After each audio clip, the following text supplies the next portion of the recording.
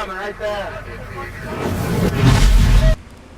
All right, guys, welcome to Tactical Tuesday. Yeah, what is this? This is like episode 130, I think it's 134. It doesn't matter what episode it is. I have got the legend. I know y'all want Steve Holland.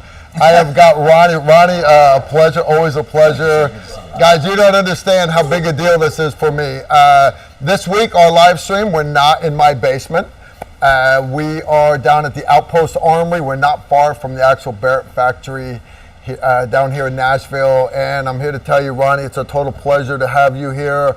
A lot of our viewers, they see me putting up pictures all the time. Everybody loves war pictures and stuff, and combat is 30 days of boredom for 30 seconds of excitement, without a doubt, and it's always hilarious because a lot of the times you've got a Barrett 50 with Rothfuss Rounds, and Ronnie, I'm a big fan of your work, and there's a lot of people in Africa, Afghanistan, and Iraq that are not big fans of your work because of. So I see Steve. Steve, you're gonna have to snuggle if you're gonna get in the frame here a little bit. We'll get you in. Real quick though, I want to give a shout out to our sponsor we got right here, Euro Optic.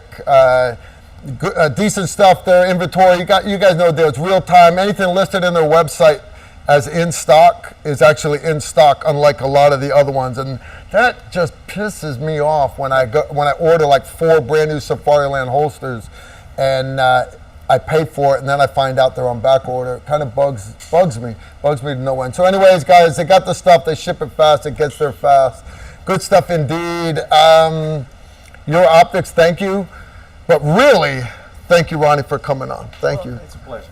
It's a pleasure. Thank you, and thank you to Chris Barrett and the crew and staff of the Outpost Armory for hosting us.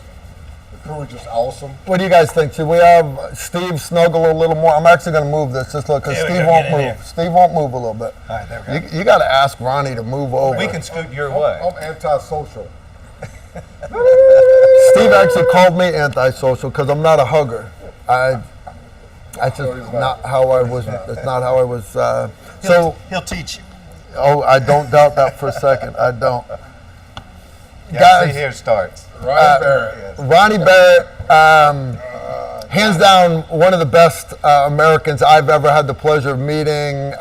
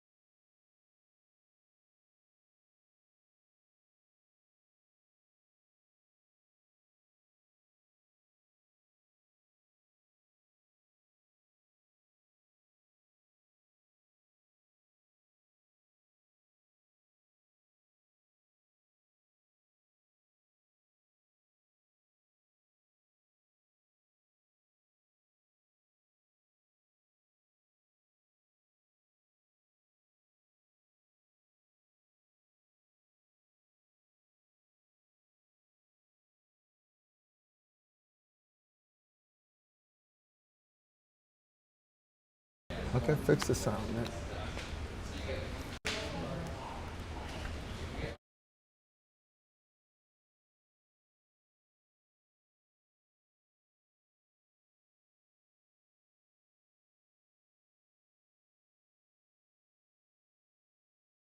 on 1 minute. Yeah, we got 1 minute. Try it. All right, we good, Nick? Are we guess. good, Nick? I don't know. I got to have it running. All right, picture now, but no sound. Yes, Susan. All right, hey guys. Nick, my mic is way spiking too much. Again, I apologize. I literally put my elbow down on my son's keyboard. He just moved his keyboard for some reason. Ronnie, I apologize. This is. Is the sound We working? don't ever have these problems in my basement, in my office, anyways. All right, you guys let me know in the chat room. Can you hear me okay? If you can, that's cool. If not, what do you think, Nick? Yeah, the sound bars are moving. All right, Ronnie, where'd we leave off before I so rudely knocked you off the internet? Well, it's been so many years ago, I can't remember now. Let's see. All right, let's start at the beginning. 40 years of the Barrett 52, the 50 cal, the M82. Yeah. Was it actually 1982? It was in '82. Yeah, a fellow in Nashville, Okay. who was Pony Maples, called me up and wanted to know if I could come photograph his gunboat that day. Okay. Now, before that, we're going to start at the beginning. I was a shootist. Okay. People say, how'd you get, do I have a microphone? Is it working? Yeah, your mic's working. Okay. Right, Ronnie's mic's working? Yeah, Kind of good enough? yeah. Anyway, we'd go out. There's a picture of my three other brothers and I. So every weekend we'd all go out and go shooting. We'd lay all of our Guys, rifles. I got some great pictures here. I apologize they're not up on the screen, but Ronnie, you just talk away and I will snuggle through these puppies for you. It's How's you that? know so I think people that are gun people are born that way.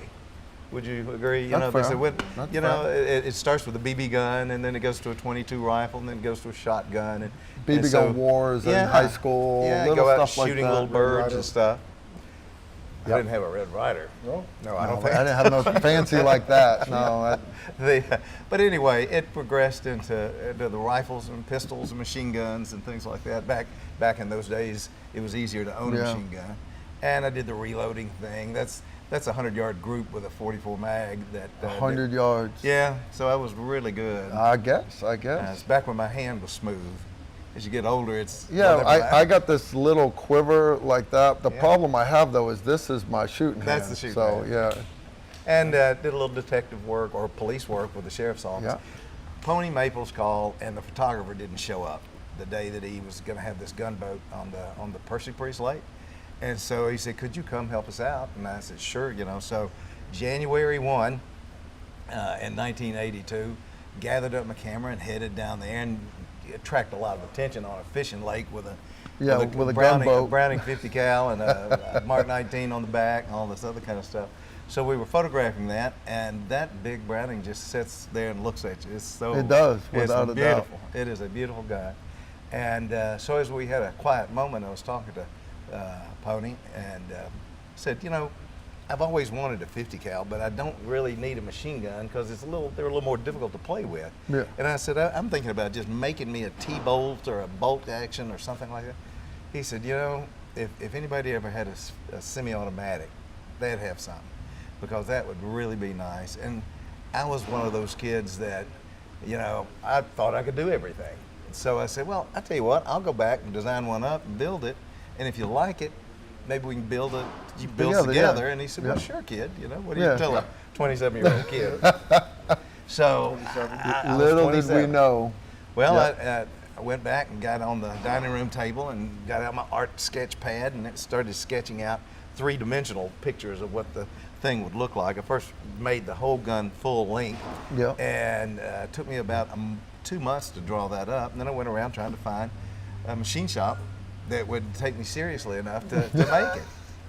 And I finally found in this one-bay garage, click over a little bit. Okay. Oh, well, you know, I wanted to pay You want me tribute to to go that back? fellow right there, Okay. Ed Ezel. The first thing I did was I bought this book, Small Arms of the World by Ed Ezel, which that's a picture of him there. Okay. And from that, I learned how the 50 cal worked, the Browning, and Yep. all other guns worked, and it made sense to me. You know, it just clicked. You've seen a computer program where it's rolling the object around that's being drawn. You or didn't something have like that then. I had that in my head. Yeah. But so Okay. I could take these, like I know what the bolt looks like, and I could roll the bolt around in my head see it's supposed to get, it's going to be half that, it's going to be angled there, and then all I had to do is sketch it out. Well, all right. So Eddie Zell wrote the book that I have to So contribute. this is That is the book. That this is is the book, but what I want to With point out duct to the tape on it. readers is that he's talking about small arms of the world. I'm very familiar with this book. There are several editions. Yes, it is. So it's not one book called Small Arms of the World. Mm-hmm. So when you go looking for Small Arms of the World, you're going to find the 19th edition, the 20th edition, the 21st edition, Mm-hmm. and the Ronnie Barrett edition Is 70 something. is like caveman, the caveman edition. Yep. try the first page, Steve. It's over here. This one, the 11th revised 11th edition. revised edition. Holy smokes. Ronnie, you're dating yourself here. Yep. That's all right. That's all right. Well, so started building. I found a machine shop. Well, it really wasn't a machine shop. It was a one bay. Well, I don't even know if it was a one bay garage. You probably couldn't pull a car in it, but a little area. Click the picture. Yeah. There we go. That's it inside that little garage. I'd go down at 5 o'clock. Bob Mitchell would get off work at Greer Stop Nut and Bolt, and he'd have dinner, and then I'd meet him in his garage, and if he'd work till 2 in the morning, I'd hang there with him, showing him, well, this has got to fit inside that. Yeah. And, I'm starting to learn that you can't put a 1-inch bolt down a 1-inch hole. One Yeah. of them has to be, 3 thousandths smaller. Yep. So it was nice to have somebody like that that would work with me and take it seriously. And in 4 months, we had a shooting gun. And you literally were not a machinist up to there. You No. Gunsmithing background other than you enjoyed guns. Yes. And you had a photography background. Yes. Well, I started in the photography studio when I was a senior in high school. I had a part-time job as a retouching artist at a studio here. And so when the job was over, I just started my own studio. Yeah. But in that studio, which was next door to the police department, I built me a bullet trap. And I had about 100 feet down the hallway, and we could open the front door and open the back door at night to blow the smoke out. And we'd sit down there and shoot. Now, were you shooting with the police or Yeah, without them knowing? their range wasn't finished yet. So Oh, they'd come over and say, Ronnie, can I come over and shoot tonight? Because I need to sight this thing in. So yeah, we all got along real That's well. awesome. That is awesome. It was good bunch of guys. Good stuff. So that was, that's how we got the first gun going. It looked awful. Click, show you another picture of it maybe. I'm There still you go. clicking. There it is right Now, there. there we are in the front of the reception room in the photography studio. And I was so proud of that thing. It looks like something that came off a sunken Civil War ship or something like that. But it was 55 pounds, needed a little bit of diet, and but Now that is the actual one that's at the factory. yes, it is. Guys, I have had the honor of actually holding that gun, and I'm here to tell you, I like my 107A1 a lot better. But there's something magical about it that you had that vision and you actually put it into reality. You really did. Well, I think the key point here, and I think everyone needs to think about this. He's 27 years old. He comes up with this idea, and as he just said, he had a working gun, a working 50 cal semi-automatic rifle in 4 months. 4 months. I mean, I've been in government meetings and weapons integrated product team meetings that 4 months were just deciding who are we going to invite to the meeting, much less build a gun in 4 months. Yeah. He likes bashing my government a lot. Steve does this on a regular Well, basis. it's true. Well, it's my It is. It's It true. is. It takes a long It is. time to get anything Yeah. out. Well, it was easier because every time you had a design change, you didn't have to go before the design review committee, and they had to look at it. But I mean, if I wanted to make a change, I just did it. Yeah. And if it didn't work out that well, I'd try something else. If that was too long, cut it off. But yeah, if you have to go back and get a print, get everybody signed off on it, and let the committee look at it. So a lot of the stuff is committees, that slows things Yeah. down. So when you're the dictator and Lord and Master and the only single employee you have, When you're the ultra mega king, That's awesome. you can do that. That's awesome. well, what can I say? Yeah. So anyway, there it is, a little bit shorter, lighter form. Yep. But the first time it ever fired, click that next picture, I'd first thing I did, because I'd never seen a 50 fire before. I'd never. You saw it on a boat. That's right. I saw it on the boat, but I've never seen it. So I hung it. At my mother and father's house, we had this old swing set in the backyard that we used to play on. Well, the swings are long gone. So I hung the gun the rifle upside down like that, and then I was going to pull the trigger with a lanyard. And if it took off over the horizon, I wasn't going to put that to my shoulder. I'm going to let that go. How's that for scientific measuring of recoil? Yeah. If it took off over the horizon. From a swing set. From a swing set. So it didn't look too bad. So the next thing we did, we took it and just tied it down to the ground. So there it is, tied on the ground like Gulliver's Travels or something like that. And you'll see there's a little string around the front of the barrel. Yeah.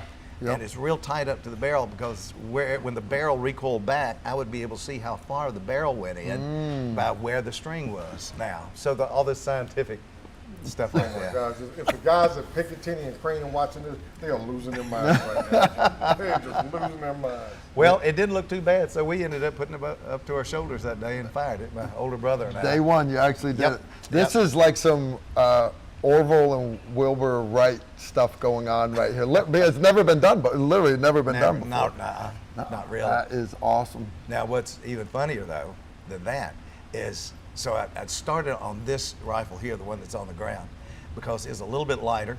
Mm-hmm. It operated the same way, the recoiling barrel and the long. Well, it was a mid-stroke instead of a long recoil. It was and it wasn't a short midway. It recoiled about 2 inches back. So on this rifle here, we were going to take it to the Houston gun show and put it up on a table, and I hadn't finished it yet. So I had the bolt, which was just a solid brick of steel, but no machine work had been put in it. So I put a stick in behind it so you couldn't pull the bolt handle back and see that the thing isn't finished. But I went down and set that on the table, and I played the video of the first big, huge gun firing. And so everybody's just amazed to see the first gun shooting, and not a soul noticed that gun that's shooting on the video is not the gun you get on the table. And I took 3 deposits down there. Wow. I figured I could make the gun. Ask a few people, how much do you think this thing is going to cost? And they said, you ought to be able to make that for $1,000. So I wanted to make $1,000, and I figured if I fudged up a little bit, I'd need $300 more. So I put $2,300 on the price tag, and $300 deposit. I had 3 people give me deposits on that down there. So I came back and started making 30 rifles. And boy, it took a long time. It's one thing to make one rifle, but to make 30 of them all the same, it was very difficult. I didn't have any tooling. We were cutting everything from solid material. Yeah, no CNC machines back then. Nothing. We were doing everything manual, and I finally made up. By the time I had them finished, I had 30 of them. This is an ad that I ran, and to excuse why I didn't have any in stock, I said, you know what, something like the supply temporarily outstrips the inventory, so it's going to be a while. And I thought, well, I'll have this in a couple of months. It was about 9 months. And I got them all sold at $2,300. Later on, I found out that they cost me $8,000 to build. Oh, shit. Well, I had borrowed the $30,000 from the bank, a good buddy of mine that was in the business, so I had to go back to him and say, this didn't work out. Well, I'm going to fix it, though. I'm going to raise it to $3,700, and I'll build another one because I know what I'm doing now. So I built another 30 and sold all of those. Those cost me $6,000. So you see, I'm getting a little closer. Yeah. A little bit at a time. So, so that went on for about $1.5 million, which was a lot of money to a kid, And it's still $1 million. To me, it's $1 million is still a lot of money. But I finally got the price right, and I got the cost right, and it started taking off. So next thing you do, had to find a place to make them. The first guns that I made, I had a little house over on Vine Street. It had a open door garage. It had a rock floor, gravel on the floor. And so a friend of mine, Harry Watson, who welded up the very first guns for me, he said, if you'll buy a welder, I can come over there at night and weld these things up for you. And that way we could, I was having to carry it to, I can't remember the company's name, to get them welded up, but Harry worked there. So I put a carpet upside down. It was a purple shag carpet. Put it upside down on the rock floor. Went to my dad's cabinet shop, built a table, had the city, convinced the city that if they'd give me a 220 service over there, I'd put this welder in. And, you know, so anyway, they rigged me a 220 service with a separate pole out. And so now I had the welder, built a couple of doors so I could lock it up at night. And that's where we made about the first 60-something rifles in a gravel floor garage. You know, it's just, see?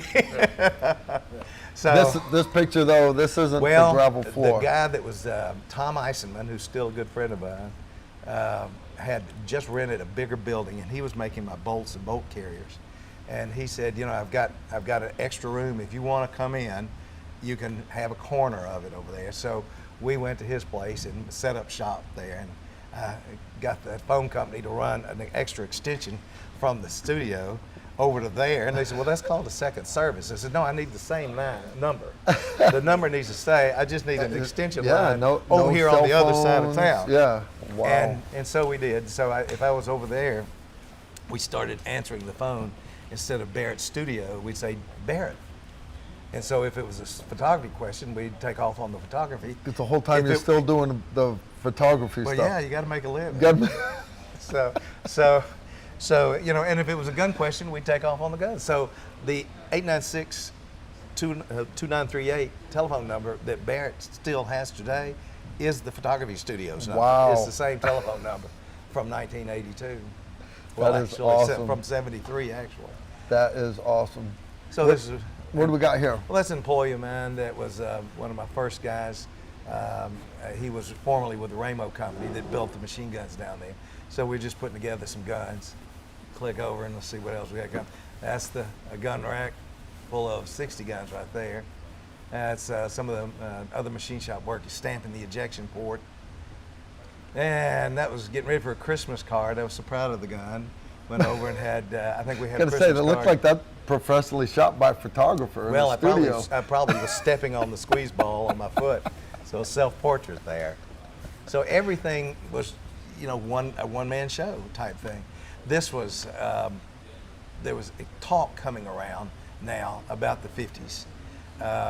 Jerry Haskins had designed his gun for the Navy, which was a little short, they call them shell holder guns. And so there was another guy, Bruce, he was from Montana. You could tell he was from Montana. Anyway, he had an old boys anti-tank rifle that he'd rechambered for 50. Now I'm out there with my semi-automatic, and so we're attracting attention. So I'd go to the NDIA, it used to be ADP, ADP. We'd carry that out there, and 1,000 people would line up and see, what is this? Nobody had ever seen anything like this before. So the Marine Corps, Bruce Winsensent, I think is his name there, he sponsored a shoot. And so he asked everybody that had any kind of 50, and they were all handmade guns, and mine was the only one that we're making in production. And that was a laughable shoot, because when, before the days of all the rangefinders, they told us what the distances were. And they allowed us to shoot a day before when we got there to see if we could zero in. Well, we get there the next day and it's 30 degrees colder. Well, that just blew everything. Yeah, you know, because threw the zero off. Yeah, and so this guy from Montana, he was the only one that fired and hit on the first round, but he took 30 minutes to be able to run his calculations to see what the temperature was doing for him. On mine, I had a little Marine, well, not a little, my shooter was a Marine, hired him right out of the Marine Corps. You know, and I told him, I said, well, here's what we're going to do. I had this Christmas tree type reticle on the scope. I said, I want to find something beside the target and shoot and see where it is. Right. And I did this several times, you know, and they said, well, you only had 10 rounds in so many seconds. I said, don't worry about it, because shooting 10 rounds and not knowing where the bullet's going is going to be a joke, you know. So that's what we did. He'd take a shot, boom, and then tick, adjust, like, you know, and well, with the little Christmas tree, you didn't adjust. You just held to that. You just held to that position, and then boom, boom, boom, boom, boom, and there's a like a 1,800 meter target right there with about 10 rounds fired and about 8 rounds on the target. So it was, it just got embarrassing that I think we were the only ones to engage all the targets. Nobody else Nobody else got there. So that's the kind of attention that we were starting to track. Nice. Carried it down to Bragg. I don't know if this is what the average Green Beret guy does, but we went up on the roof of the JFK Special Warfare Center and took a few shots aiming down. And No joke. went out and fired it for the first time at 3,000 meters. And it was amazing. I'm from Tennessee, so 75 yards is a long shot. Yeah, yeah. But We so got all I'd these never, woods I'd there, never yeah. seen. They had a little Jeep up there as a target. Click again. Let's see if I got. Yeah, there we are. So they had the sergeant come down, and I'm trying to remember the major's name. It'll come to me in a minute. But he stayed in the business.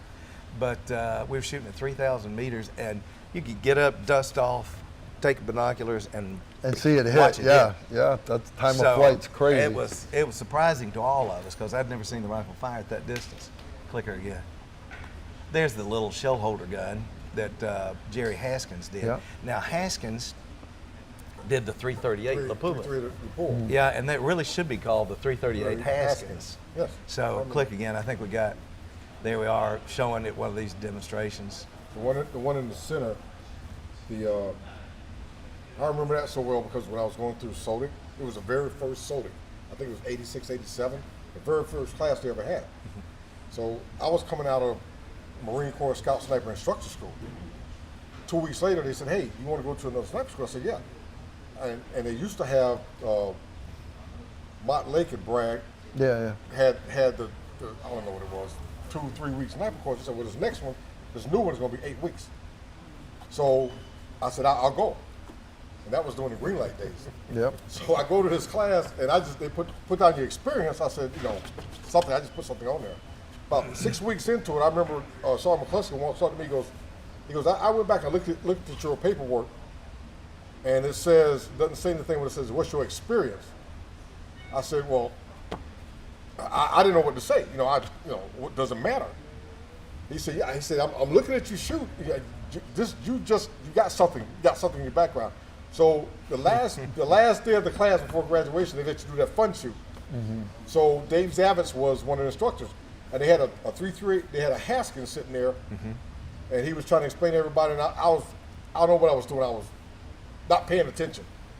And he goes, "Hey, you want to be first on this gun?" I said, "Okay, no big deal. Bring it on." They had targets out to 7, 8, 9, 1000 meters, I don't know, 1,000 meters. I said, "Yeah, I'll shoot your gun. No big deal." I just really didn't pay attention. This is one of the 50 cals? No, this was the Haskins. So I get behind, the 50 cal was his third gun down. Yes. I get behind the Haskins. He said, "Yeah, you're going to shoot this one first." I said, "Okay." He gives me 10 rounds. I said, "Okay, I'll shoot you 10 rounds, Sergeant." I get behind the Haskins, get on the 800-meter target. I touched that trigger off. Next thing I knew, I was looking up at the cloud. Recoil was bad. Oh my God! And that is that rifle that you got in that picture. First round, he made me shoot the next 9 rounds. It kicked my ass. I bet. Back then, people didn't believe him. They didn't have muzzle brakes. Yeah, that's right. Yeah. Yeah. They didn't have I can't imagine shooting M82 without a muzzle brake. Yeah. All right, Ronnie, what do we got here? Well, that's, my kids come up, and that's Chris Barrett. That is Chris. Wow. Chris Barrett without a beard and with hair. So it's we're doing a little paintballing back then. The paintball had come out. That was fun. And he took the guns pretty good. Yeah. It's, a 5th birthday or something like that. And he helped me out a little bit with with anything in the shop. There's a Bren gun carrier there. So he got introduced to the machine guns and the belt feds and everything. At 5. On the early side. Now there's Jerry Haskins. So Jerry lived beside Sam Walton down in Arkansas, and so he had sold his rifle to Ivor Johnson. Yeah. Got, I think, $15 million or something like that for it. So he was living pretty good back then. And so I was down there. 15 mil? I think it was. 80s? Yeah. And he showed me a cartridge. He said, "This is going to be something right here," and he gave it to me. And it had no markings on it on the back side, but it was the 338, what became the 338 Lapua. Yeah. But that's Jerry. He had a beautiful place down there. I've got to meet a lot of nice people. That's Gene Stoner. Yeah. We became pretty good friends.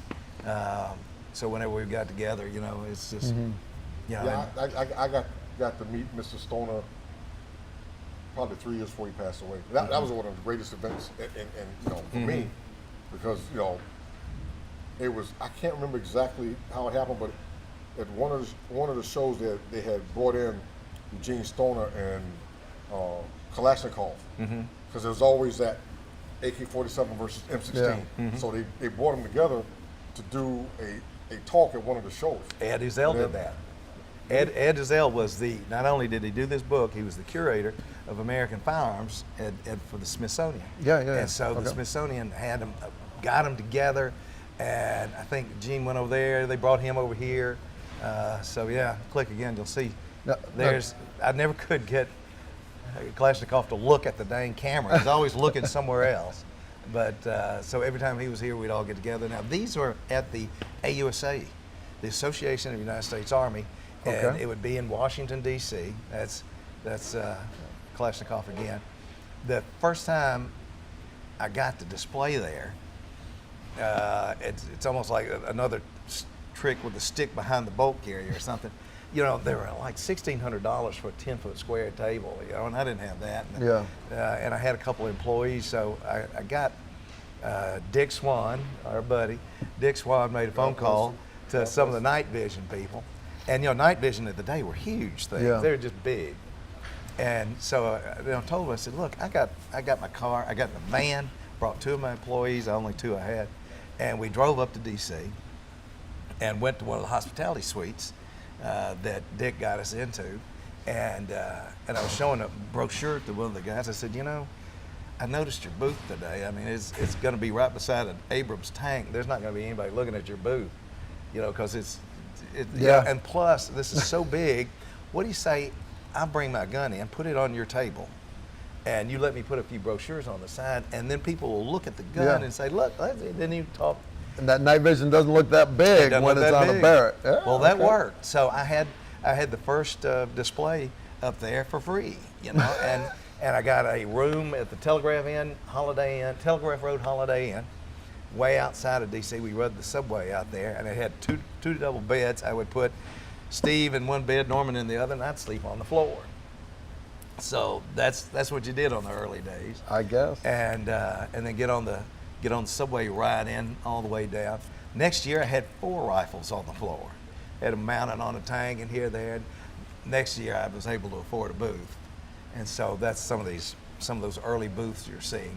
It came about like that. So there's a little bit of P.T. Barnum involved in some of this stuff to get where you need to go. You gotta do what you gotta do. Well, when you don't have any money. Yeah. And what about this one right here? This is it looks like early Desert Storm. Things started clicking. You remember Gus Taylor. By this time, the Marine Corps had bought a rifle. The Air Force EOD had one rifle at Eglin. I don't know if y'all had one. Did you have one at the sniper school? There was just little onesie twosies around. Yeah. Marine Corps had them. Had one. I was at Hoffeld Barton when they sent me a message to come back to King Khalid Military City in Saudi Arabia to meet this Major Taylor from SOC Center. Yeah. So we drove back. I met this Major Taylor, and he had these Pelican cases full of toys, and out comes a Barrett 50 cal rifle, and that's back then. The top technology for night vision were the Simrads. Yeah. Oh yeah, Can 200s, I hadn't Can heard that name in a 250s. while. I ended up with a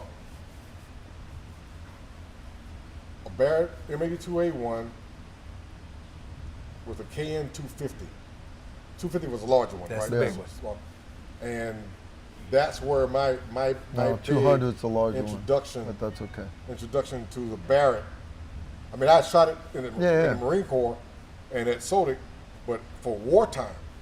And that was my first introduction to the 82, the KN 250, and the Rothfuss rounds. That's what got my attention. Yeah, that'd be like aliens landing, giving you something crazy because I had never even heard of Rothfuss Round. Yeah. My first time ever seeing the Barrett was also Desert Storm. I had a little sniper team with the 101st, and it was an Air Force EOD. The guy opened the box, and I was like, wow. Well, what the Air Force was doing with it, like let's say if you Shooting got duds, you got a tank mine, Yep. So you got this tank mine setting here that you've uncovered it, or some other area denial submunition.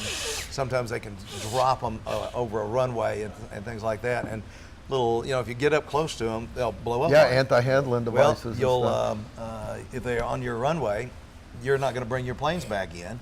So they found out that if you shot them with a 50 or a 20 millimeter or a 50 cal, that you could blow them apart, and if they exploded, they'd go off on a low order and not damage the area. If you shot them with a 7.62, they'll explode. They'll explode. Yep. And so especially if you're using the 50 multi-purpose or Rothfuss round. Yeah. Shoot it with a 20. The 20 might do more damage to your runway than the doggone submunition. So you can't. So it ended up being perfect for the semi-automatic 50 cal to do it. And then for those that, when we talk about the Rothfuss round, this is a heck of a projectile. Oh, yeah. It is a 7. Is it 7 parts or 8? Skin. I think it's 7 part component bullet with. I think we need to explain. Well, it's they call it Rothfuss from that's actually the town they're made in. Rothfuss, Norway. Norway, but it's listed as armor piercing incendiary.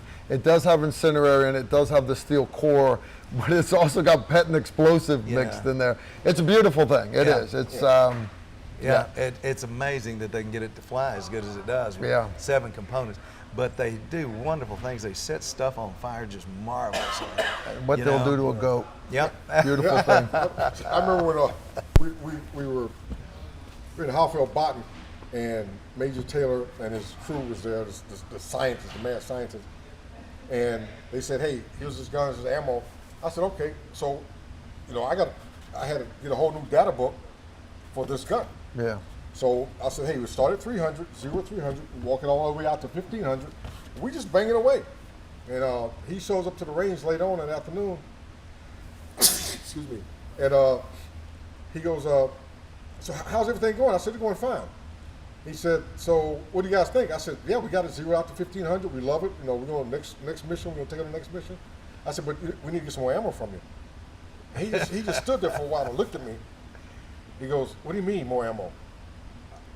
He said, "Man, I gave you the can." I said, "Yeah." He says, "Like the 200 rounds, we gave you 200 rounds this morning." I said, "Yeah, we shot them all up." He said, "That's all there is." Yeah, there's I said, "Wait a minute." Rothfuss rounds. All there is. In 2003, $21 they were a piece. Yeah. Now, Yeah. fast forward when I was in Djibouti with them, that would have been 2002. My supply guy said they were $77 a piece. Thank you, taxpayers. I was shooting like a can a week. I didn't know. Thank you, taxpayers. All right, next picture. I'm collecting all mine. That's some awesome stuff right Well, there. we got the Marine Corps. Their purchasing was a little easier than everybody else's. If the commandant signs off on it, it's done. Okay. So Major Joe Kelly was going to be the major that was going to be nailed for going in front of the commandant and getting him to sign off on 200 of them that they wanted, because they'd been shooting them. They knew what they could do with them.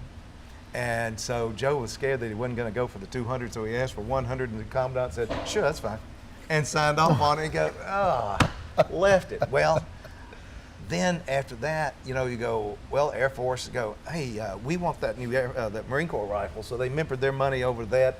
Y'all did put your money over it. So everybody bought them through the Marine Corps, and so they made it to Desert Storm. This was 2 Jarhead Marines right here that engaged 3 BMPs. Which one is the wheel, the vehicle? BTR. That waited till one of the BTRs turned his back door to him and then popped 3. Holy smokes, Gus. Good gracious. Speaking of Major Gus Taylor. We're just talking about you, brother. How you doing, Holy brother? smokes.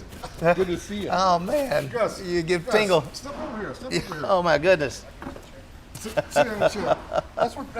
I know, but I want to Just for a get in second. the camera. We'll get a cheek on each other.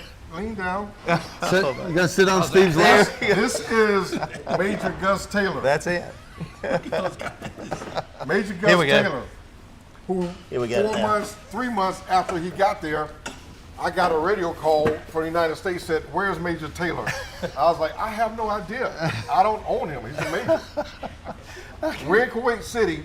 We're on top of one of the hotels hanging out with the journalists, and we're looking out toward the bay, and the journalists ran to the other side of the building. we're up like 15, 16 stories. They're all excited, grabbing the cameras.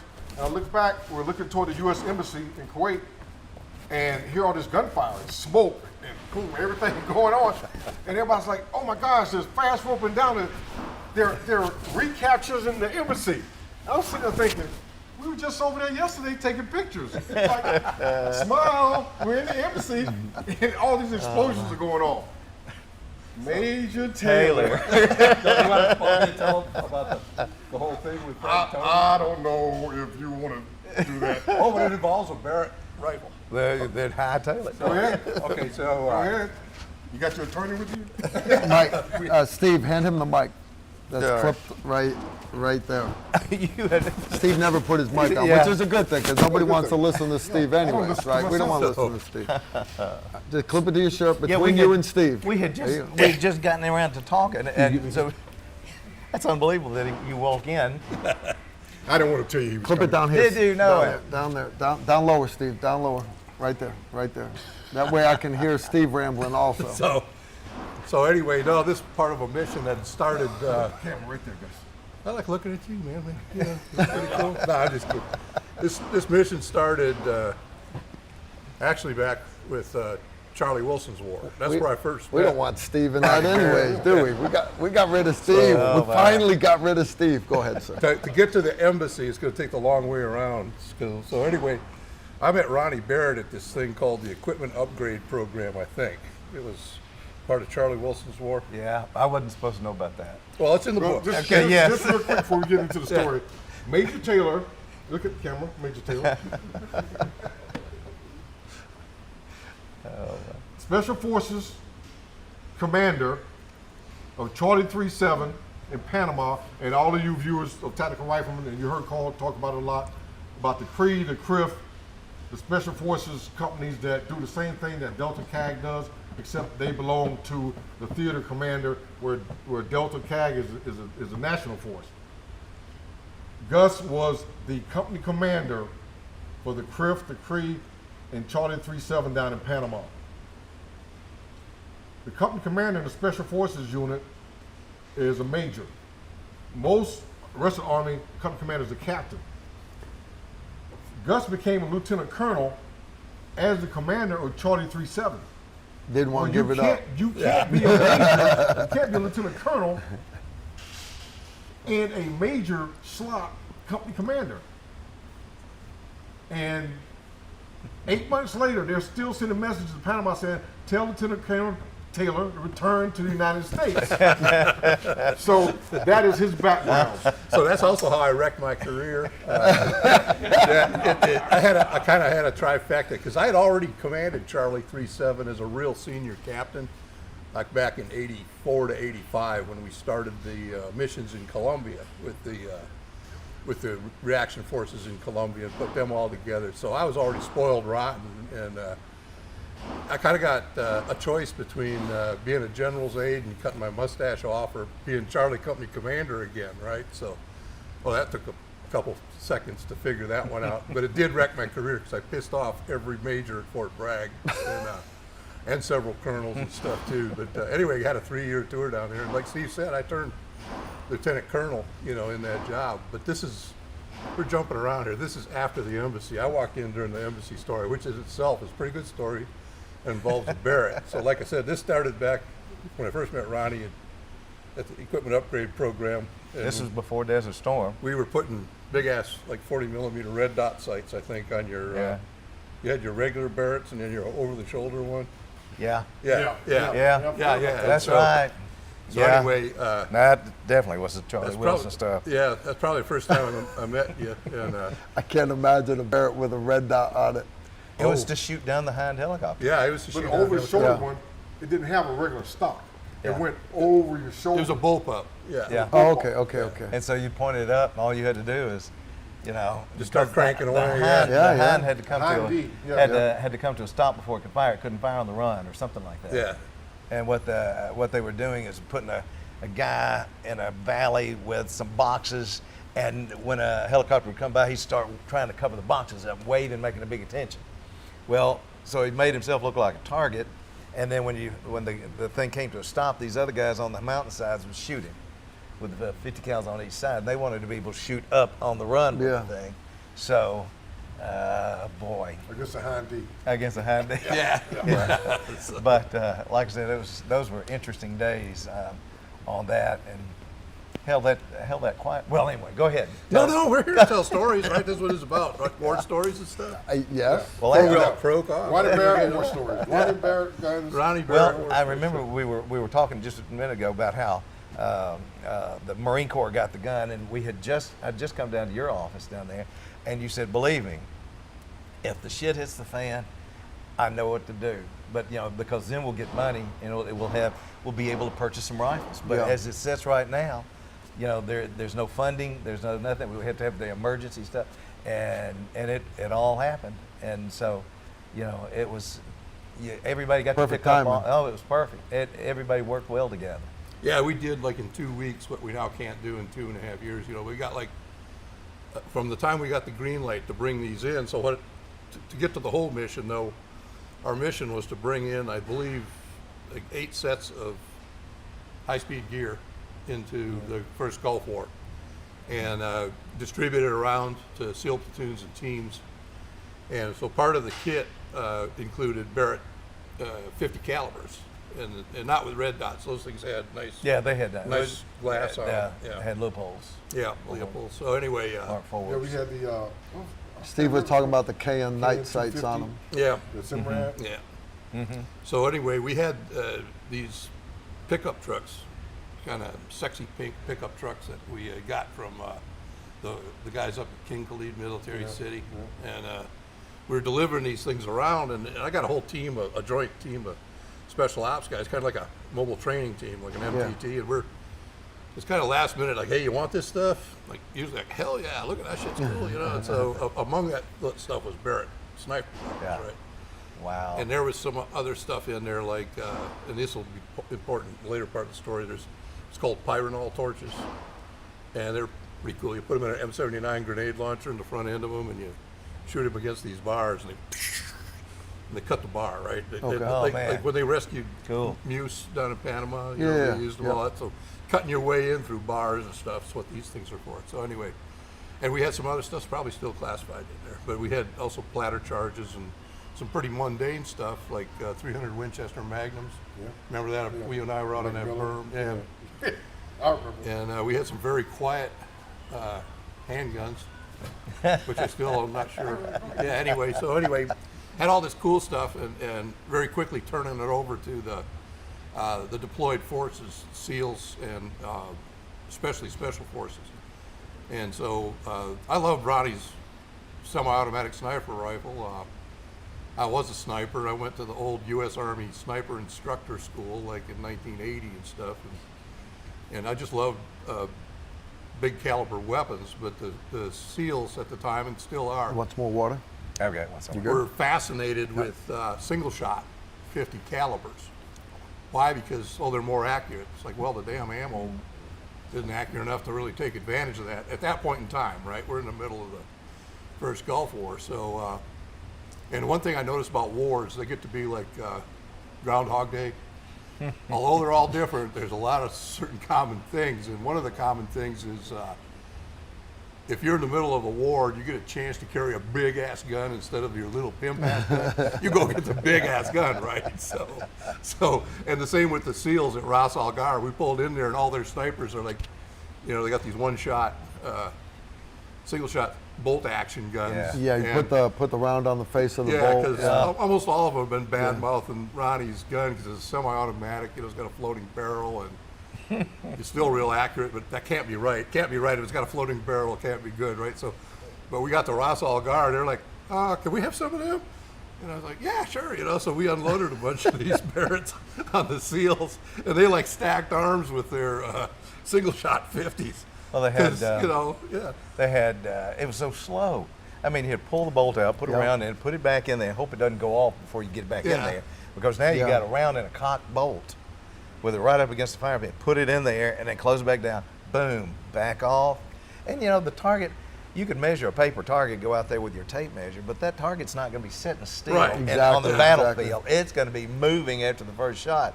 So you better be able to bang, bang, bang, bang, bang, as that jet is coming in Yeah. or taking off or whatever. And that's where our gun came in, is for is sure. that you can put a lot of rounds on the target in a short amount of time. Yeah, and you can shoot down a brick wall with the damn Yes. thing, right? And shoot Fast whatever you forward want. to Yeah. 2002, all those SEALs that you had won over, they were gone, and I had SEALs in Horn of Africa, same thing. They're like, our bolt actions are awesome. And we're like, we put our Barretts out there with Rothfuss rounds. We're like a Bedouin pickup truck running across the desert. You can't estimate range fast enough for your bolt action. We just started hammering them with 10-round groups. Yep. And we're setting the car hulks on fire out on the range. And finally the SEALs all kind of hung their heads down and went and pulled their Barretts out of the closet. I had a guy, I can't remember which branch, call. He said, we're looking into a problem. I said, well, what is it? He said, well, we sent a bunch of these Navy rifles over during the war, and none of them hardly came back. He said, do you know anything? I said, I think I know what it's like when you give a soldier a piece of equipment he can't use. You know, I said, imagine he flung it out there, and he said, well, they couldn't request one of the Barrett rifles until that one was out of commission. I said, I think you've answered your question. I said, they're buried in the sand Yeah, somewhere exactly. out there. And, We lost it overboard. right. We hit a wave. We hit a wave and lost it. Well, that picture that we were looking at a minute ago Yep. was two Marines that fired on the little. Well, we've moved on here. Or Well, I can go back. Yeah, click I can go forward. back. No, that's all right. Nope, you're going the wrong way. The wrong way. All right. There you go. So that was some of the Desert Storm stuff. When everybody got their guns over there, that was a little close call. I was holding, I had 100 guns going to the Marine Corps. And I had them ready to go, and like in December, it was the Marines were going to order it in December, and Kelly, Major Kelly, remember? Yeah, Major Kelly. Major Kelly wasn't exactly sure how it was going to go and everything. So, but I'm all set, ready to go. And England calls, the UK calls, and said, "We need 100 of those rifles." I said, "Well, I'm holding some for the Marine Corps." I said, "How do you know they're ever going to come across? You know, I've got the money. I'm ready to buy. You know." Well, I'm Irish, so I sold it to them. And I thought you were going to say I'm Irish, so I didn't sell it. you But take no, the money. that- You know? that's okay, yeah, So you I gotta took take the the money, money. and then no sooner than we did that, Kelly comes up and said, "Okay, I got the order." And I go, "Oh man!" So we started at 5 in the morning, and would work till 11 o'clock at night. Everybody, and I only had like 12 guys at the time. And so 5 in the morning, 11 o'clock at night, go home, get to bed, get back there at 5. And by January 10th, those rifles had to be in Riyadh. By January 10th, we made it. Wow. And I had 100 rifles on the ground. Then we got, a little extra time to be able to, get the Air Force and the Special Forces guys and everything. So it was, we were busting butt, but we were there. So that's some of the guns. Several countries picked up on it. The rifle's been adopted by 75 different governments. That's Norway. I tell you what, when you go to the Arctic Circle to train, they were always telling me, have you ever been in cold weather like that? He said, you really have to experience it, to understand what problems we have over here. But, when you're sitting there peeing and it actually freezes right on up to you, something like that, that's really cold. I've never been that cold. I've been cold, Ronnie. It's cold. I've never been but, that cold. You open the case, and if there's any snow blowing, it blows into the case. So then you close the case up. You go put the rifle away that night, or you close it for a minute. When you go to open it, it's all frozen. How do you fix that? Yeah. So so the rifle has done real good. I learned what it does in Hawaii. You go up in the mountains at Fort. What's the Army base up there? And Yeah, all my time in Hawaii was in Hawaiian shirt and I can't remember. But surfing. it's like soaking wet jungle stuff. Yeah. And you sit there and watch rust crawling out of little cracks and crevices of the rifles laying in your hand, and it's rusting right there in front of you. That's why God made spray paint. Well, though, right? you paint it, but Yeah. from the jungles of Malaysia to the Arctic cold to everything required a little bit more attention, and that's what matured it into the rifle that it's been doing today.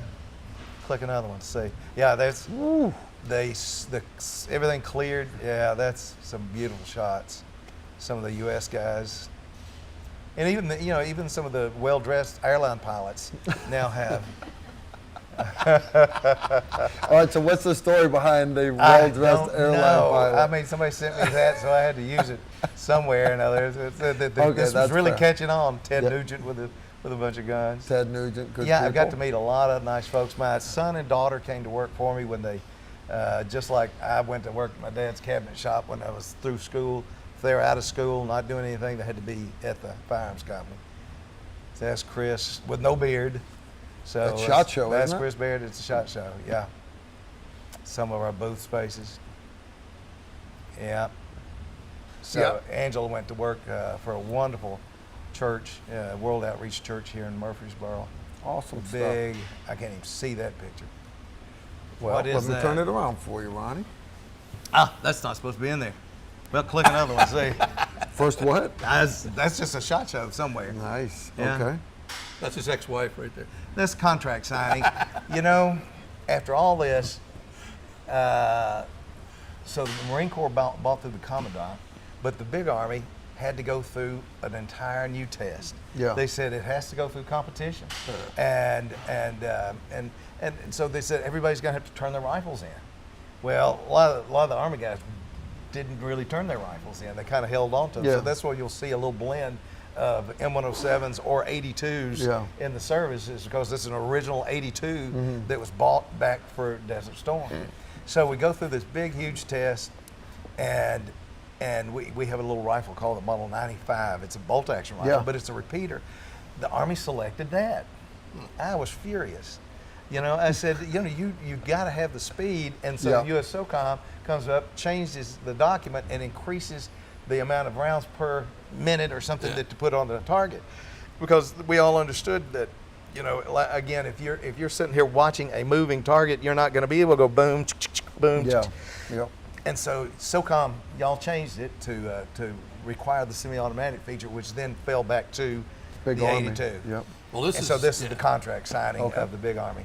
But what you brought up there has been a fundamental disconnect in our sniper community forever, going back to the Vietnam War. Because at the end of the Vietnam War, Mr. White, the range controller, White, yeah. Mr. White invented the M2 Leopold reticle. And what the M2 did is it recognized the fact that when you're so damn scared you can squeeze blood out of your pistol grip and you got malaria, and you're hungry and all that shit, dial prayer don't work. Figuring Yeah. out mill relation formulas, it's like shit, you can barely, you know, keep your mouth shut and your eyes open. So what we went to is semi-automatic. We had the M21, Yep. right? That's And what I grew up on, yeah. So the Yep. M21 had the art scope on it, but if you're really lucky, you got a Leopold M2 with the M2 reticle in it. And that thing was not a one shot, one kill scope, okay? Like 2 shots, 1 kill, that's a pretty good day, you know? It's like, Yeah. and if in our typical sniper shot in El Salvador, this is what the El Salvadorans taught me, is like, you know, when you're starved half to death and, you know, you're so hungry your teeth are loose and all that shit, the mill relation formula, shooting across Strange Canyon, that don't work. It's like, almost like we did to the 57 recoilless in the Korean War. Take a marker shot, right? Take a marker shot and then whack the guy with your second or third shot. And so, and our sniper community in the United States was like, that's bullshit. That's bullshit. And they called it the Indige reticle because even the Indige could use that reticle. That's like, yeah.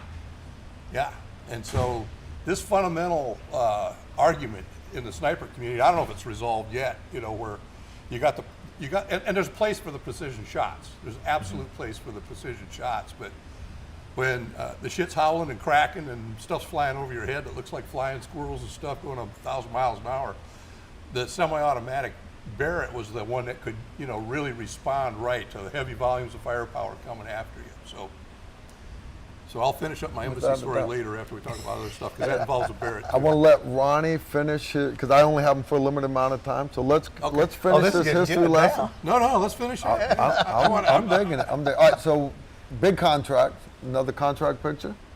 Well, that's the M107 contract signing. Nice. That we finally got that done, and that's Bob Galeazzi there, and a soldier that brought in a little G.I. Joe doll. G.I. Joe made a Barrett knockoff, and I really? called him up. I said, hey, you got my gun and using my name in one of your G.I. Joe things. He said, yeah, well, it's a toy. I said, I'm going to send you a patent number. I want you to look at it. So I said, you call me back when you want to, you know. And they called back about 5 minutes. Says, you filed patents under toys. I said, yeah. Yeah, nice. Toys, squirt guns, and everything. Well, why'd you do that? I said, because y'all knocked off my friend's Gene Stoner's rifle and everything, didn't pay him a dime. I said, that's not going to happen with me, you know. And so he said, well, you know, we don't make very much money on these. I said, but you sell millions of them. And so they were nice. We reached an arrangement. And so, you file under T-shirts, toys, lampshades, wallpaper, anything, you know. Really? Yeah, you know, because you come in and find a video game, you know, a pinball game, and there's your rifle on the front and then your name on there, and you go, well, if my name and my rifle design was worth something, you should pay me for it. Yeah, exactly. But you can copyright those things too. They right? are. They're copyrighted? Yeah, we can copyright even the image of them, what they look like from the top, the front, the top side. So, you know, you do all that stuff on it. There's one of the stickers that came out of, I think, the Second War, that we had a lot of bad names named for the Barrett rifle that the enemy didn't like. Oh, yeah. So I'll bet. this one is this face Mecca, you know, or something like that. That's more stuff from the storm. Some of our guys carrying it in Afghanistan here. Afghanistan. I mean, great stories. Yeah, these. Now look at this. There's Vanden Bosch. Old Vanden Bosch. He's sitting right there. The guy in the picture. Come on, come stick your melon in here. Come on. We don't want you talking. Stick your melon in here. Guys, that's a young Vanden Bosch right there, man. You're off the camera. No, he's in there. Is he? He's in the middle. in there. Yeah, He's you not can still in sit there. right there. Come on back. Come back in back. here. Right. Well, click the next one is a cute one too. I think John's, he's still secret squirrel. He don't want to be on the boy hunts off of Quick like one more. luxury cruisers. now and that's some sort of cruise armored boats. vehicle there that the Barrett rifle is on. Yeah. There's another one in here of you, John, in a Titan pickup truck. That's a neat story there. Back up one. I'm backing up. There's Vanden Bosch in the pickup truck. That's a Marine that wrote to me. Mark Terrell. Okay. He says, my name is Mark Terrell. I'm a Marsoc Marine assigned to 2nd Marine Special Operations Battalion. On December 29th, 2009, my team was engaged with Taliban fighters for the second straight day in northwestern Afghanistan. During a firefight, I was getting ready to engage an enemy fighter when my 107 was struck from a machine gun fire from a PKM 7.62. When the round stuck in the side of the rifle, it knocked me off the gun, sending a piece of the bullet jacket into my neck. The injury suffered to me was nowhere as bad as the one my rifle received. The round that stuck in the magazine well above the round was a tracer, which stuck in the side of the rifle and caught the gun on fire. So if you look at that up close, you'll see there's a bullet hole through the magazine. Well, they'll put the thing in there. Okay, so the fire caused one of the Mark 22 Rothfuss rounds to cook off in the magazine. Oh shoot. Oh yeah, it's getting bad to worse now. After the fighting slowed down, I pried the round out of the side of the rifle and removed the magazine. I took the rifle apart, gave it a good cleaning. When I put the gun back together, I was amazed to find out that the gun still worked.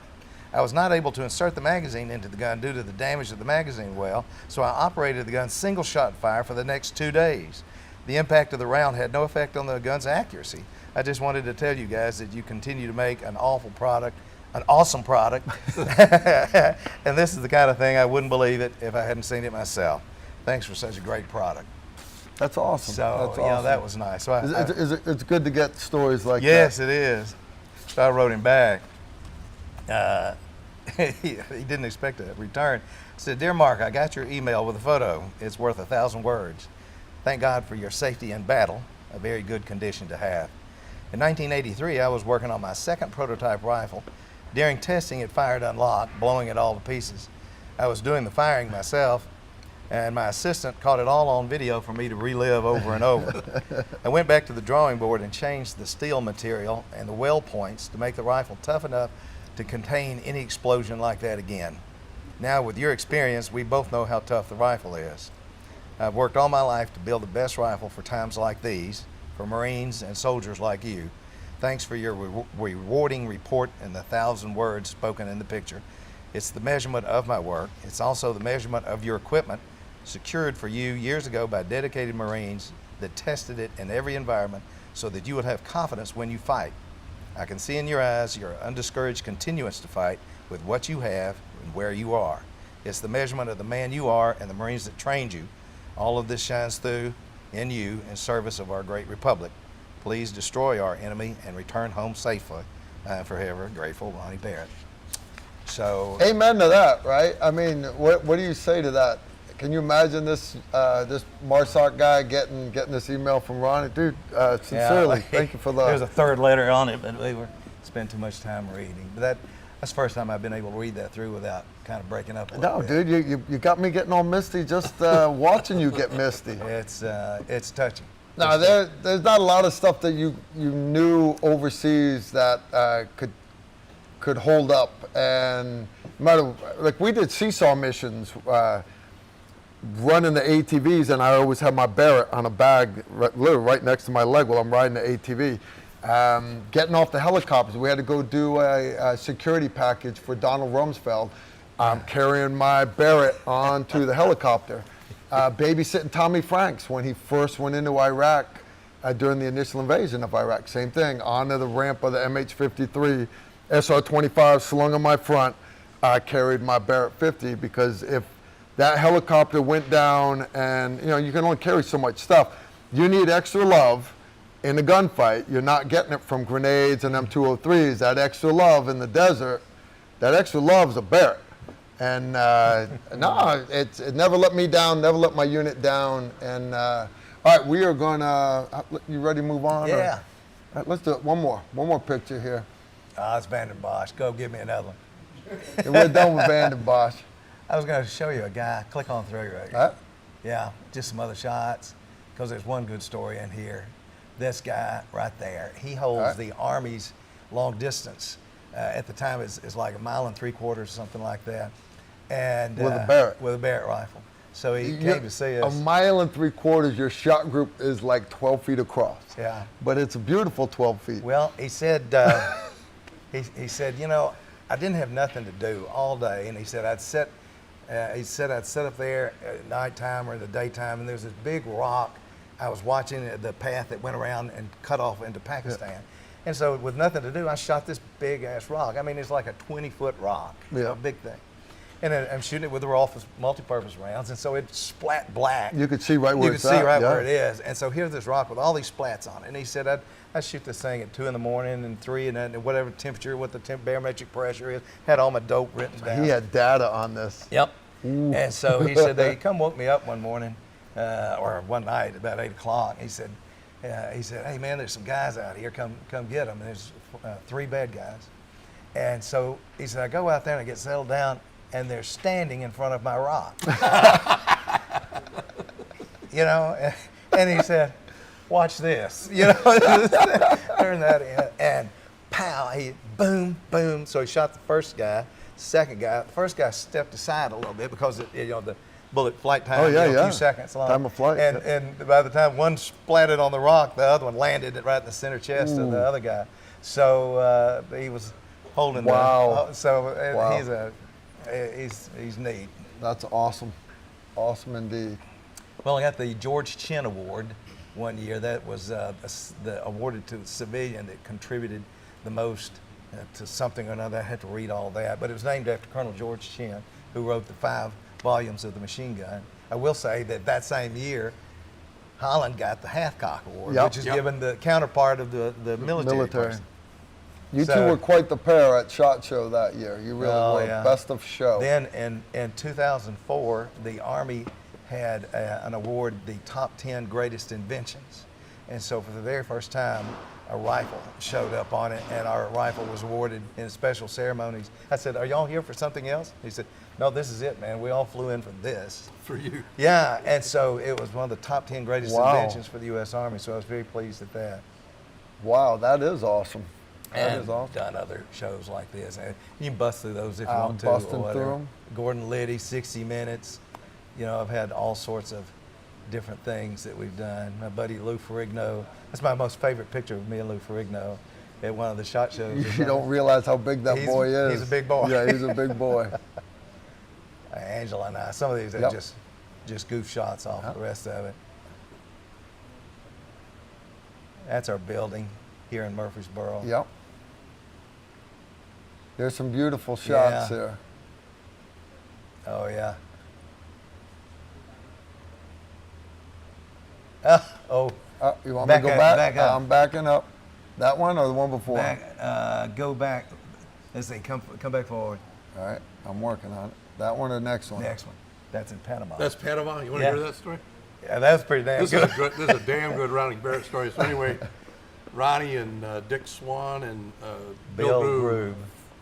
all flew down to Panama when I was commanding Charlie 37. So, We got a letter. It looked like it was ordering us down there.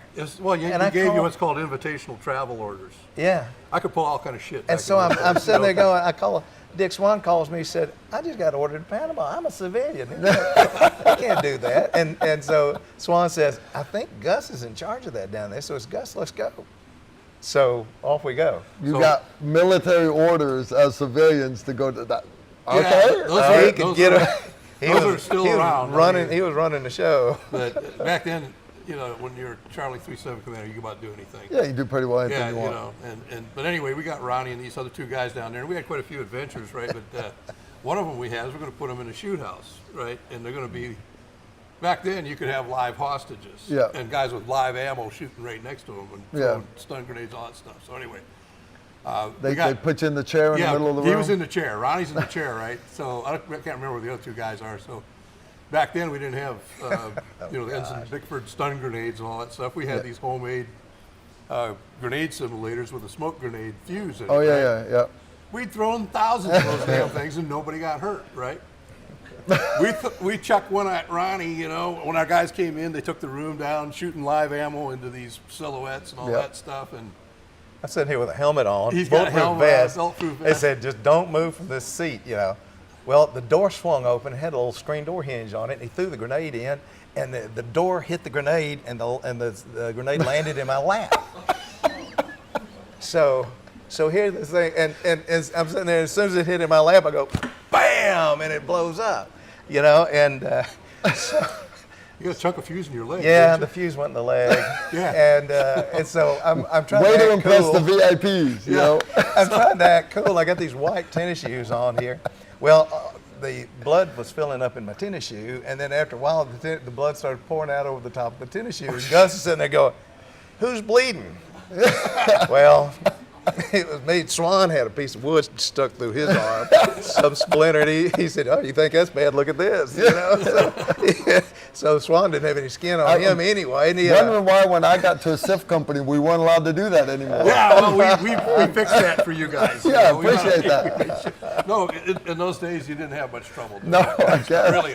And Ronnie thought it was all part of the play. He thought because the medics are, 18 deltas are all over him and shit like that. So didn't you think it was kind of part of the game? I was a little nervous because the Charlie Wilson's thing was still kind of Right, yeah, and yeah. and so you don't ever know what's going on. We got to I'm get sitting there rid of going, these witnesses, right? Yeah, and when you said that we're going in the house, I thought, is this the end of me? I mean, at first I'm out of the country. Now I'm down we here. got and to get rid of them. I haven't opened my mouth on anything. I have not told anybody anything.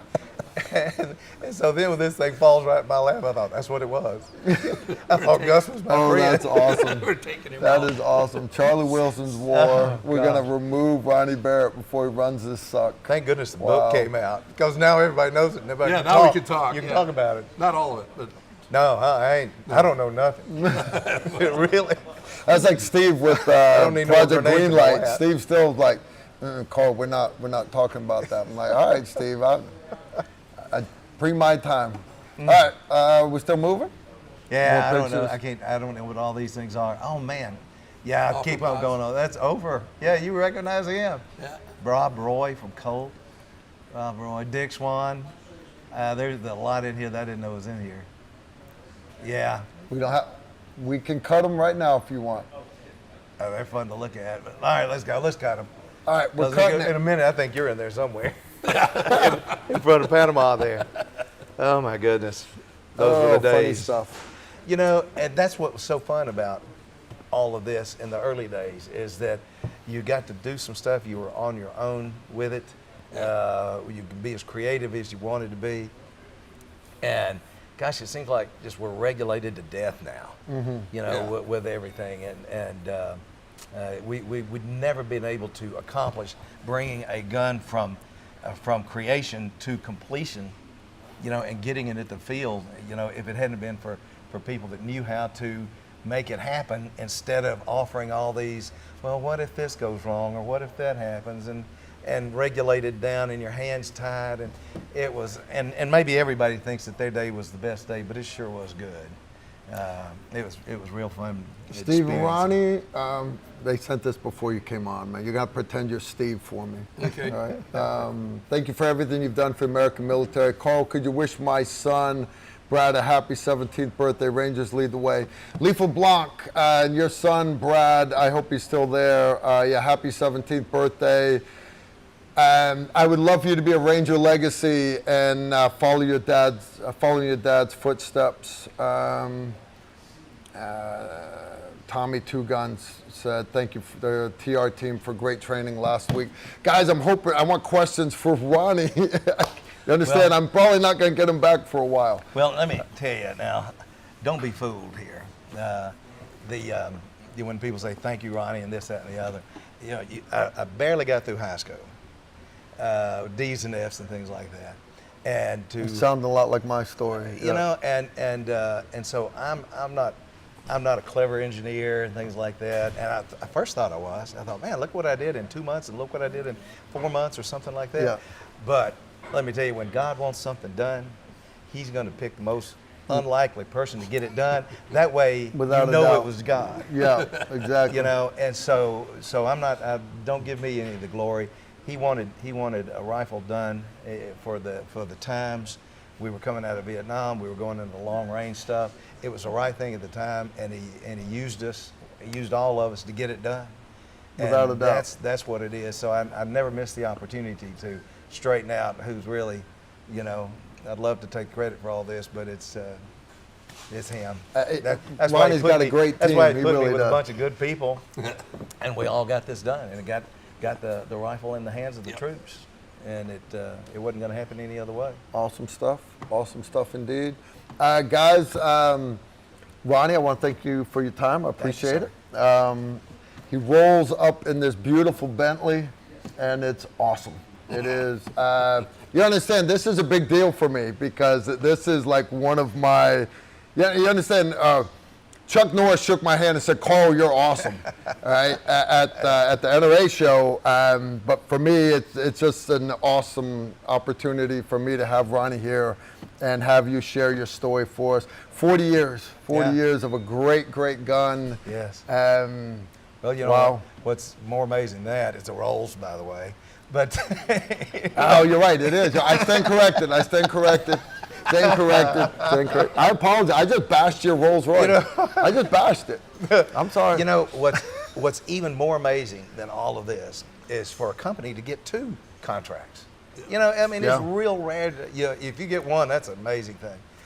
But MRAD. I was the 4th guy in the last 100 years to have his rifle design adopted by the U.S. government. You had John Browning, John Garand, Gene Stoner, and Ronnie Barrett. Yep. Well, all the services are adopting a new gun now. Chris Barrett's Barrett's the Mark 22, the MRAD. Amazing that the first time in American history, a father then a son have both had their designs adopted by the U.S. awesome. government. It'll never happen again. You'll never end up. So Chris Barrett becomes the 5th man in the last 100 years to have his rifle designed. Maybe a grandson with the new laser rifle. It may be. Maybe. Phaser. Something. We get the dilithium crystals. We'll have phasers out here, set to stun. Guys, if you want to see more about the MRAD, I actually I've done videos with the Barrett MRAD. I borrowed a couple from them. I actually bought 2 M107A1s from you, but they allowed me to film their MRAD. But then I also got to take your MRAD on Gunny Time. Did you? And I did 2 episodes there. I did AK-74, but they're like, hey, we want you to do the SVD. I'm like, why are you doing the SVD? Like Barrett just won the ASR contract, man. The MRAD, this is what they're like. You could pull that off. Somebody at Barrett. I'm like, I might know somebody there. I might know somebody at Barrett. So yeah, hands down, and I loved my Accuracy International AXMC, and I wanted to say mine was more accurate. Not a. That thing is. That is the most accurate. Most rifle. accurate gun I've ever shot in my life, Yes, without a doubt, it hands is. down, most accurate gun. It took a lot of money to get it there. But well invested. No, you I look didn't think at you could it, do it. the lines are so clean that it's not all cut up like modern precision rifles. Yeah. They're all no, this thing it's a beautiful gun. Well, Beautiful gun. Chris said, Dad, this is what all tactical rifles are going to look like just as soon as we introduce this one. Oh, I bet. And but it was given good groups, and he said, no, they all got to go in the same hole. I said, Chris, I don't think the ammunition can do it. No, it's going to have to do it, because if we're going to have first round man-size hits at 1,500 meters, they're going to all have to be in the same hole. And so it was more months, another 6 months, and more money, and dang it, if he didn't do it. Yep. It was a lot of tweaking. It was fun to watch it happen. If you had a chance to play with it, it's 308, so we can still train, and subsonic stuff like that. But then it also has the 300 Norma, which is your 1 mile round, and then it has the 338 Norma, same casing, heavier projectile. You can get through your commercial airline cockpit windows. You can get through all your barrier penetration stuff, and it's a total joy. It really is. It's on my list. I just Now, gotta mark it down that I didn't tell what the gun will shoot through. Well, you're gonna be in trouble in the morning. I don't care. You're talking military customers, and of course, we're not telling anybody to go shooting through anything like that. Okay. Yeah, that's right. No, that's right. That's fair. true. What do I know? I'm just I'm a fag. I'm a former action guy. So can I say that on the internet? Ronnie, Well, if your mouth goes beep, that means no. good stuff. Well, thanks for having me on, and everybody needs to remember the NRA National Meet, which we hadn't had one in a few years. Yeah, I will now. be there. We'll be at Houston. Yep, I will be there. What month? In the next few weeks or something? Yeah, it is the day before Memorial Day. Memorial Day is obviously on a Monday. It is the Friday, Saturday, Sunday in Houston. So for guys, you don't have to be a member of the NRA to go. You literally can sign up at the door. Life member, I will be there, and I'm assuming Barrett has a booth there. Former President Trump will be speaking there again this year.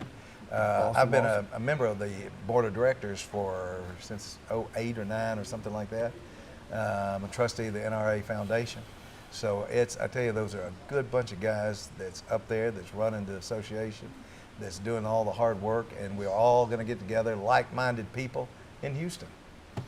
Come stop by, come visit. You guys know I'm very impressionable, I guess. I listen to what people say, but I'm also very approachable. So if you see me there, stop by, say hi, and we will visit. NRA show is going to be awesome. I roll straight from the NRA show into my precision rifle class, Tactical Precision Rifle 101. Tiger Valley, it's just east of Waco, 2-day course. I think I got 2 slots left for that. You can sign up at tacticalrifleman.com. I wish I had a Barrett for that class. Well, Maybe MRAD in my future, more videos come in, wink, wink. I'll talk to your son Chris about it. I'll see if I can get see if you guys can cut me a break on one, maybe free shipping or something. I don't know if I come and pick it up. Maybe if I come and pick it up. But been a pleasure indeed, Thank you sir. so much. And I look Thank you forward to for having having Chris on next time so we can go more in depth on the MRAD, and the future of extremely long range shooting is going to be Barrett. Yeah. It really is. That's the future right there, guys, without a doubt. Now, Ronnie, thank you so much. Before you walk off, yes? John, come over here. Because first thing I learned about Carl's live stream, for all the tactical riflemen fan, Tactical Tuesday. Good to see you again, brother. My first Tactical Tuesday was up in Vermont. We were running a training course up there, and he said, Steve, you got to be on Tactical Tuesday, Tactical Tuesday. So I went on Tactical Tuesday. I'm not social media. Oh, we know. We know. So when they said live stream, I said, okay, it's a live stream. I'm not gonna worry about it, because once the live is over, it's gone. So not true. So not true. So not true. So that's where we get the thing about, hey, make Steve make the minigun sound. But You know? Steve, what does a minigun sound like in Solder City when I'm burning through? So whenever you guys have heard all the recent live streams that I've joined Carl on, you always hear me talk about John Vanden Bosch. Yes, And without we a always doubt. say, John. That's the Well, guy ladies we're and talking gentlemen about. of the Tactical Rifleman, Tactical Tuesday world, meet John, the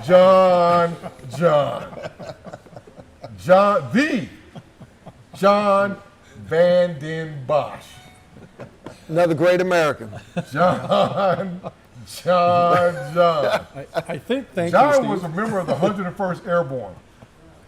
When I started the sniper school at Fort Campbell, it was 5th group funded, 5th group ran. Well, of course, the teams are deployed, so we get a lot of, hey, 101st He just have won't let you snipers. get out of here, will he? He No, won't. stay here. 101st got snipers. We were running 24 guys to a class. Sometimes I might get 18 members. So I open it up to the 101st. From the 101st, I don't know, 34th class, I meet Sergeant Vanden Bosch. John. Little did you know. Little did I know. So John decides he wants to be a Green Beret. He's going Special Forces training. I said, okay, we supported him. We always support everybody. Of going. course, yeah. So John went through the Q course. After the Q course, he went to language school, which is 11 months, 12 months? For me. So it's a 6-month course. How long were you there? I was there for Arabic. I was there for Arabic refresher. Then they decided to finish me up in French. They decided. Because he couldn't learn Arabic. He's saying they. I'm gonna tell you what. The 5th Group Commander, Colonel Mulholland, taught me about saying they when you're briefing him. I said, sir, the next slide shows where we are on this right here, blah blah blah blah blah. And they said, he goes, Steve, stop. Who's they? Yeah. Well, I said, oh, sir, I'm sorry. The program manager of the SOPMOD program, Epic Crane, Gus Taylor, said blah blah blah.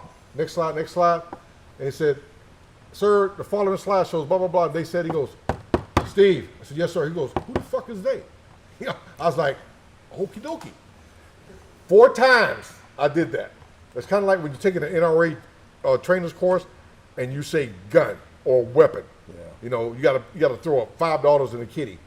Well, when I did my little class to graduate, I ended up putting $75 in there because I always say, in the military, we say weapon. We don't say firearm. I learned after $75. So John finally came back to Fort Campbell, the 5th Special Forces Group, as a qualified Special Forces Green Beret sniper, and he decides he wants to become an instructor at the sniper school with me where he started. John. I can't even talk about it. I'm going to leave it alone. I'm going to leave it there. Do you know how, I got pictures, but do you know how I got back to the sniper locker? How'd you get back to sniper locker? I'm on 516, and I'm on CQB team. And we go up to North Dakota because somebody in the Pentagon said, what if we lose a missile silo? Oh my gosh, we don't know. Oh, that's right. You were the one that fell off the So fast they sent rope us into the up- tower. Oh, North Dakota to learn how to take down missile silos. nuclear missile So, silos. Yeah. So they got us a missile silo, and I worked my way into the first 4 guys who go down on ropes. Maybe I'm not supposed to say this, but anyways, when we had the full call out, I'm the number 1 guy. So they blow the hatch. I'm hooked up. I get slapped on the helmet. I jump. I hear something go ka-ching. And all I can think of is PLF. 38 feet, 4 stories to the bottom of a missile silo to a 4-foot thick steel floor. And I get back up because I have a point of domination to go to. So I'm kind of like going on all See, threes. that's Special Forces guy right there. I'm Yeah. on all threes with gun up, and everybody down there. Command's all down there. They finally stopped me and fix me up, haul me out, take me out on backboard, all the way back up that thing, and nobody knows what's going on. And the medic went down, looked down at me, and looks up, and I guess he just goes, So anyway, It's kind of like Black Hawk Down when the guy fell off the rope, and the guy goes, "What happened?" Yeah. So down. He says he fell off the rope, and the guy goes, "He fell off the rope." Like, we don't fall off the rope, you know. We just don't. So what was that? Say that sound again. What's that? You heard that sound? What was that sound? Ping or something? Ping. The snap link snap. No, it was 2 syllables. Ka-ching. Ka-ching. Ka-ching. Yeah. So what was a ka-ching? Well, what happened was I'm hooked up in the back, Right? and they had an aluminum carabiner, and I've been fighting this all week. I want a steel carabiner. Well, no, we can't do this, blah, blah, blah. So I fought into a steel carabiner. Well, that morning, they threw an aluminum one on me. I didn't know that. And it was under my body armor. And the body armor, when it went taut, the gate was open. So when I come to the end of the rope, I didn't have no carabiner no more. I've got it now. It's in a kind of an S shape. Where it snapped. And I just... So you came out of the chopper. No. We get hauled out just like at old dark in the morning, like somebody is taking the missile silos, and we get hauled out there, and practice blowing the hatch. The hatch is gone.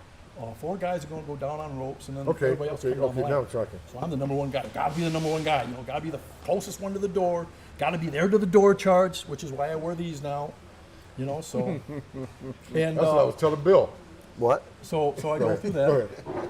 And I come back, and they're like, well, while you're healing up, we could put you in a B team. No. Hey, is there any openings down at the sniper locker? Because I was down there before. You want to go down there? Yeah. So back down the sniper locker I went. Yeah. I get a phone call. They say, "Hey, do you know a Sergeant Vanderbosch?" I go, John. What's up with John? John's out of the Q course. He's back in the unit. He's on the team. He's coming to you. I hung up the phone. And I tell Lenny Taylor, I go, Lenny, guess who's coming back? He goes, who? I said, John. I'm going to say this one thing, and I'm going to leave it at that. I walk in the building. Students finish up. Weapons are secure. All this stuff is going on, and I have a VIP with me. And I hear a sound in the back. And it's like, he looked at me, I looked at him, he said, did you hear that? And I looked at this major from USASOC, and I go, no, I didn't hear that.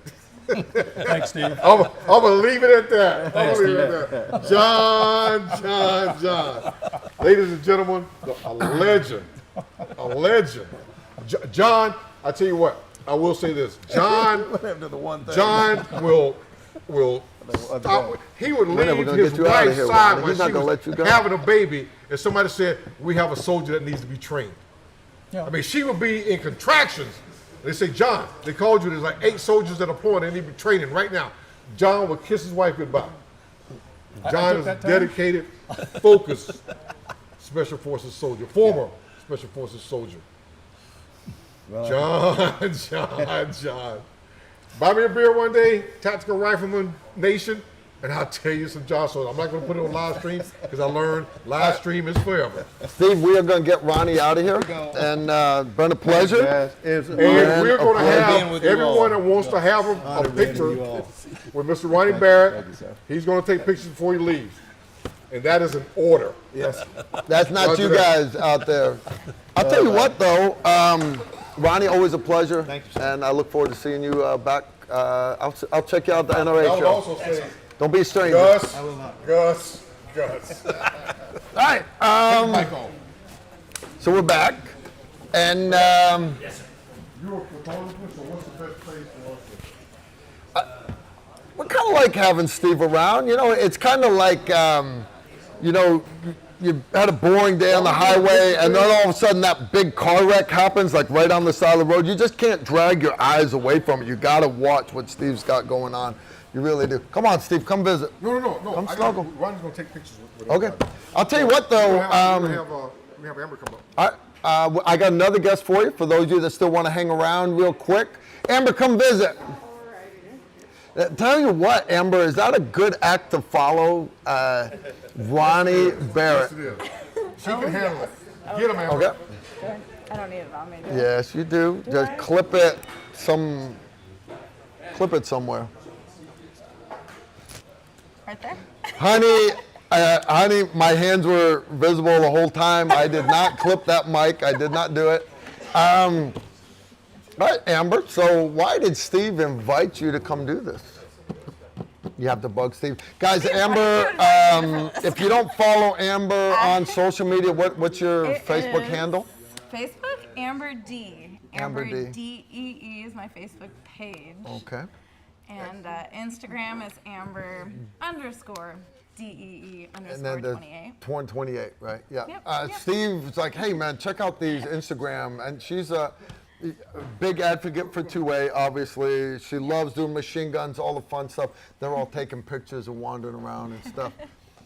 I got people walking through All the over. video, but that's all right. See, Okay. it's like we're just not important. We're not. No. Right. So, cannot Yeah. believe I'm missing a chance to have my picture taken I with know. that. Well, we Slide can- this way, I'm somewhere not going to get John important. Vandenbosch in We the can go picture. get photos. John Vandenbosch. All right, so what's new with you? What are you doing for the gun community right now?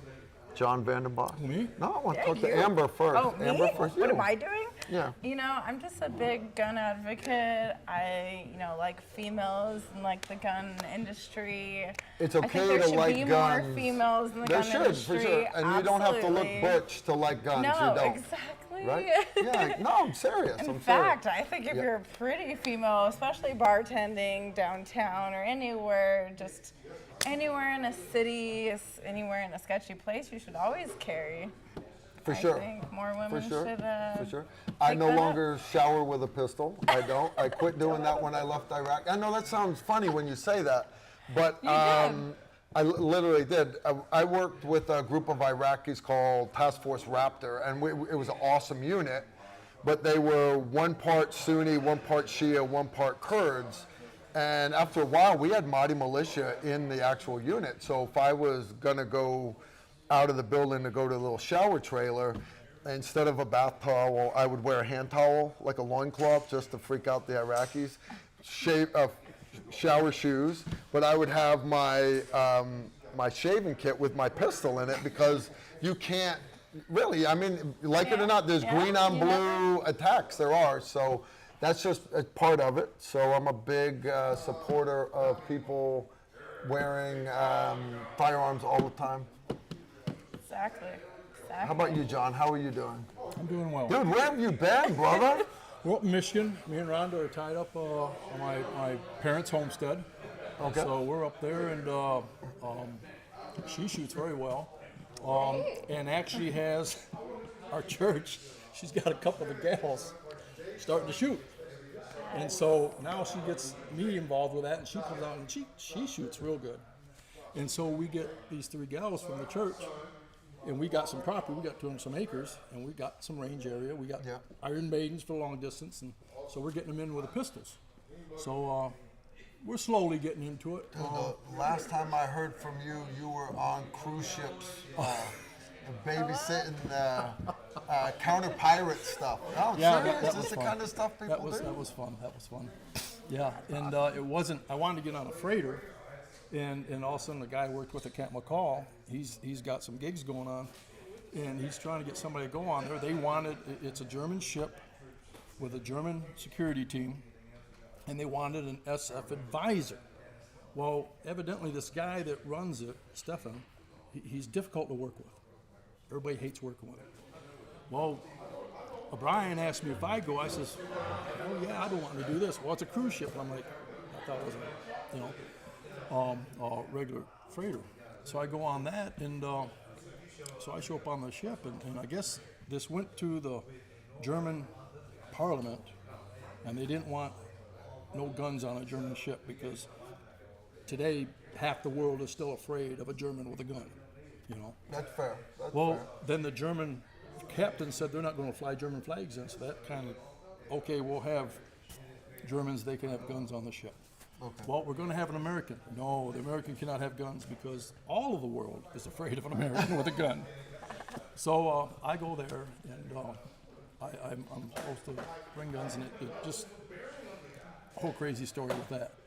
But I had a good time with that. I got a lot of crazy stories on that one. German cruise ship called the MS Deutschland, which it's actually used in their version of the Love Boat TV show. They do it on the MS Deutschland. Really? So yeah, that was fun. I had a good time there. Good time. You there. were on the Love Boat.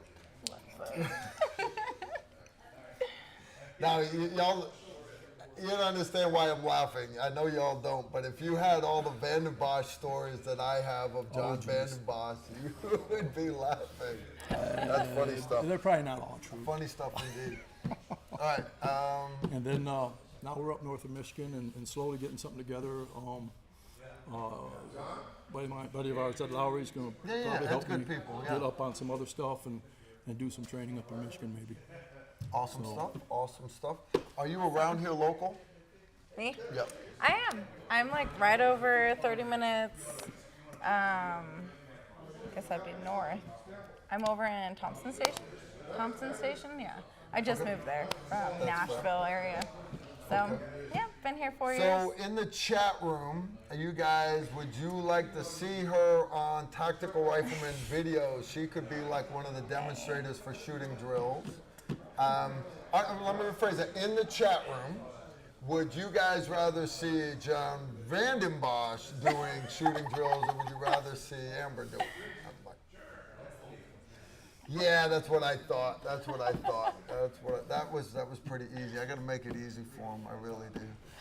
All right. All right. So I'm going to open it up to questions from you guys. I'll see if I have any questions coming in. Wow, everybody's losing their minds here. That's always bonus. I like it when they do that. So the way we do these questions, if you guys have questions for Amber or John Van den Bosch or myself, they're still taking pictures with Ronnie Barrett. He really is an American icon. He really is, guys. Great guy. His whole family is just awesome people.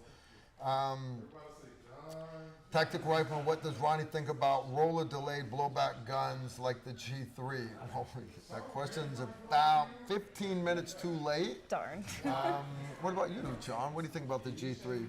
The G3 was a great design rifle. It served its purpose, did its job. A lot of the stuff is apples or oranges.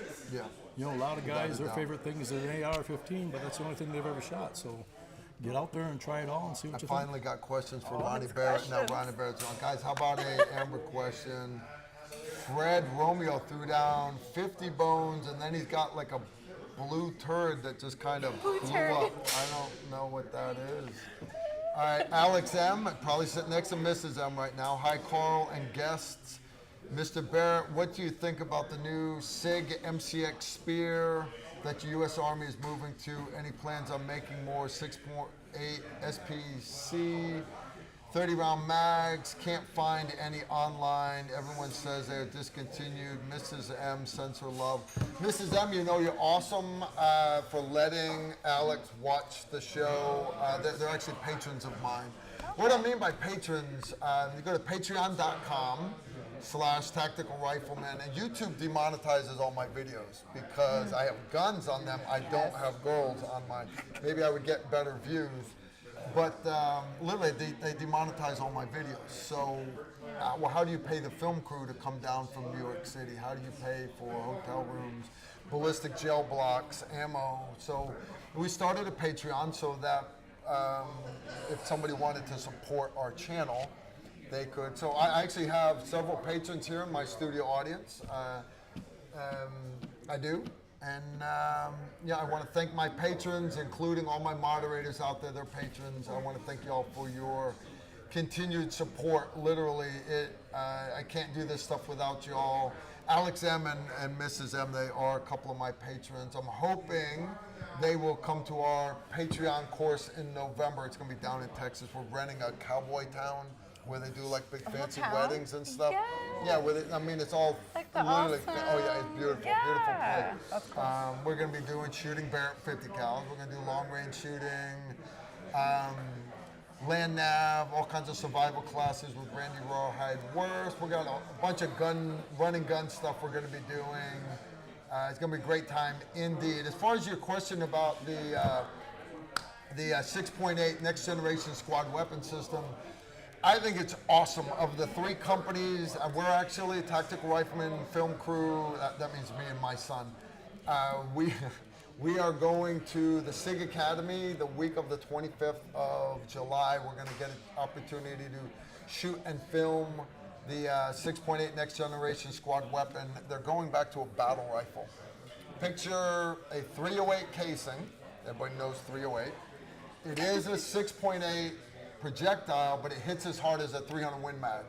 To do that, the casing literally would blow apart brass. So it has a steel base on it. It's very overpressured.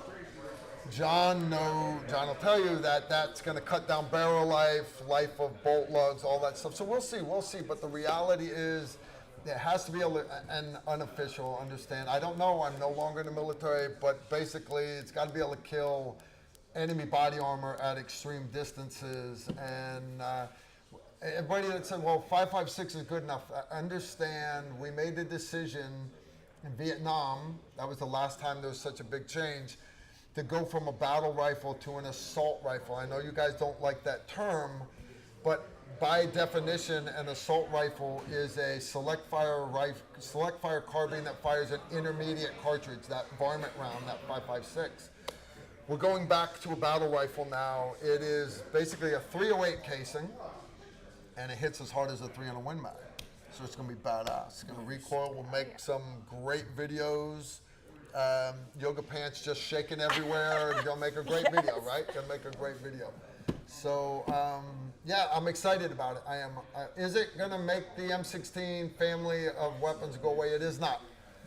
We will always have, I say always, understand always for gunpowder weapons is about 20 years. They have lasers now.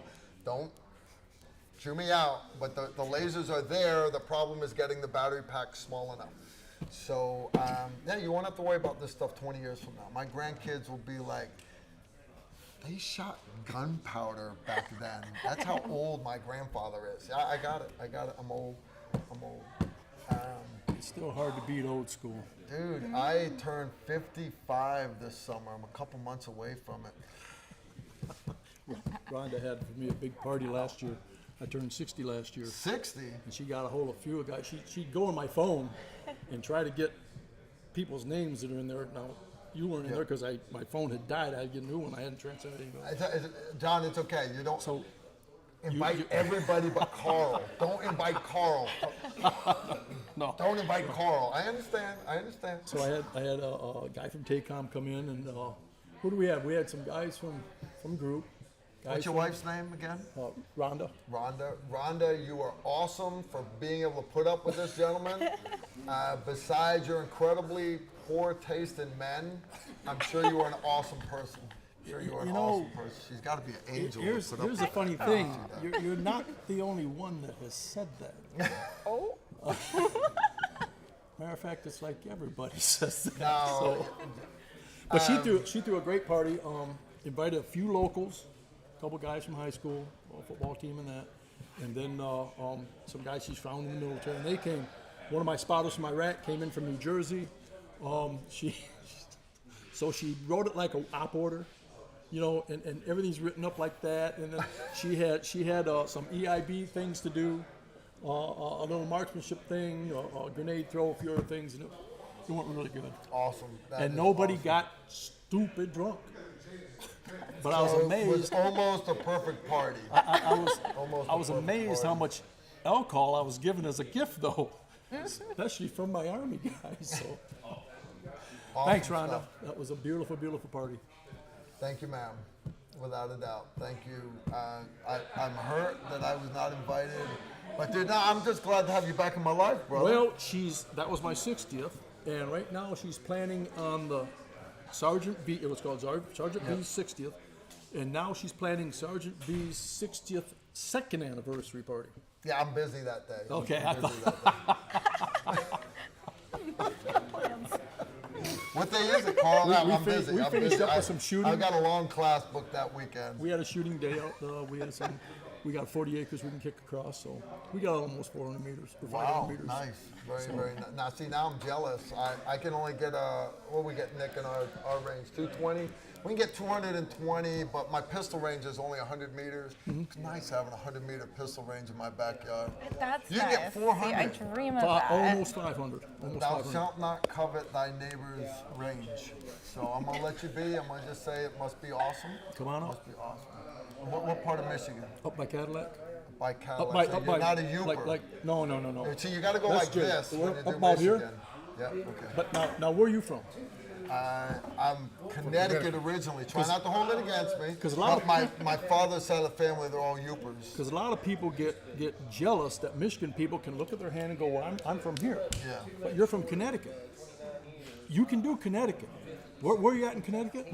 Because you can do a shape. We're at in Connecticut. Dude, Connecticut is so outside the continental United States that I don't even. But what town in Connecticut are you from? Plainfield. Oh, that's easy. Plainfield's right about right there. Give me my chair. Somehow I knew that was coming. Thanks, Carl. Take care, brother. Good seeing you, brother. All right, so Steve. Okay, real quick, John Vanderbilt story. No. John. Okay, real quick Amber Go story. ahead. Real quick Amber Okay. story. You got any Steve Holland stories? No, she. No, I don't. He's No, not I close just met him.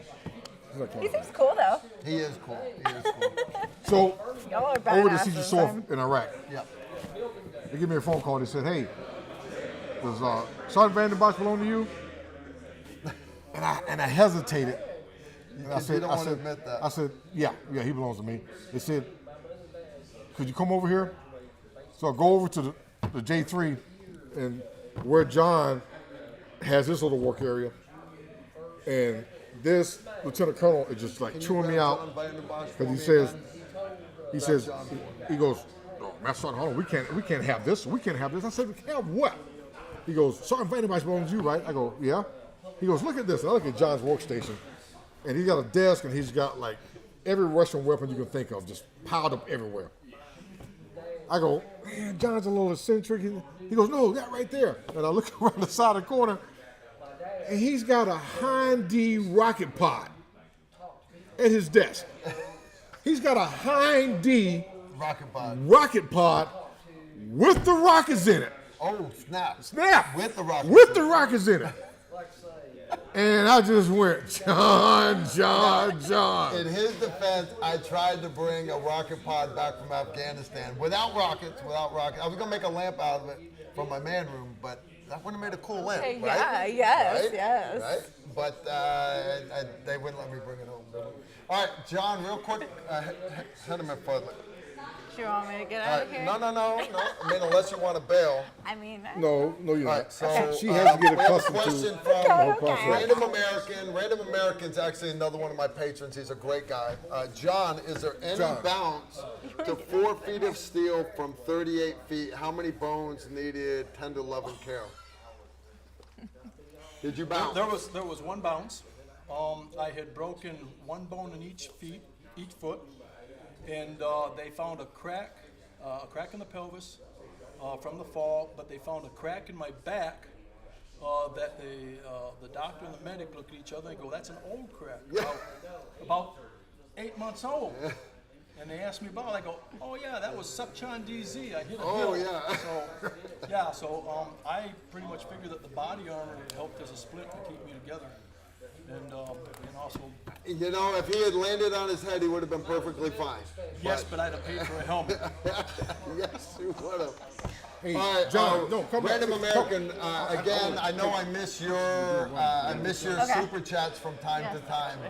But I never mean to miss them. I never mean to miss your super chats. I did not mean to miss them. Not at all. All right, caught up with them. You want micing? sorry, yeah, I'm on my. It has been a pleasure. It has been a pleasure. Okay. Okay, I'm getting All right, stolen. you go get a picture. All right, so you want to jump on, or you want me to? All right, gents, you guys heard me talk about Al Crawford. We actually had Al on. Why don't you mic up? Notice the similarity between this and me. What that? It's salt and pepper. What is it? Fuzzy? A little bit. Dude, how have you been, dude? You haven't been out the range in a while, I know. You've been out traveling. You've been doing a lot of stuff. I do have a couple of weapons to bring out to the range. Nice. So I got. He likes bringing this shotgun out because he knows I'm not a shotgun guy, but he brings this shotgun out. It's totally badass. It really is. So, but everybody thinks I'm not a shotgun guy. I'm actually not a pistol guy either. Tactical rifleman. But I'm not bad with a pistol. I can hold my own with a pistol. You do very well with a pistol. I like the way you are with a pistol. And now that he's been introduced to not only shotguns but bullpup shotguns, I think he's found a new calling. We'll get a shadow channel called Tactical Shotgunner. Probably not. Nah, not gonna happen. Nah, probably not gonna happen. All right. So what's new? You're still running 5th group. The armament section, we are the weapons repair facility. So the biggest thing to always remember is if you're going to get guns and get weapons and use them, you have to be able to fix them. So I stopped down at 5th group, visit my old unit, and I'm like, hey Al, I'm going to be in the area. Dude, I haven't seen your new office. You gave me a nice tour of it. Yeah, that's the old one. Who makes you got a new office? We 5th group is just starting up a new. We're starting up a new armaments facility. Okay. That's going to be the premier. What we hope to be the premier of all in SOCOM of an armaments repair. So team guys have the chance to one-stop shopping for them. Nice. So when they come off the range, their guns are broken or something. Hey, drop it, go, come back, get your guns fixed, go back to doing what you need to do. Wouldn't it be nice if they cleaned them decent before they dropped them? There's a cleaning station there for them. So I know you guys are like, hey Carl, what do you recommend for this? What are the guys using on those new ARs right now?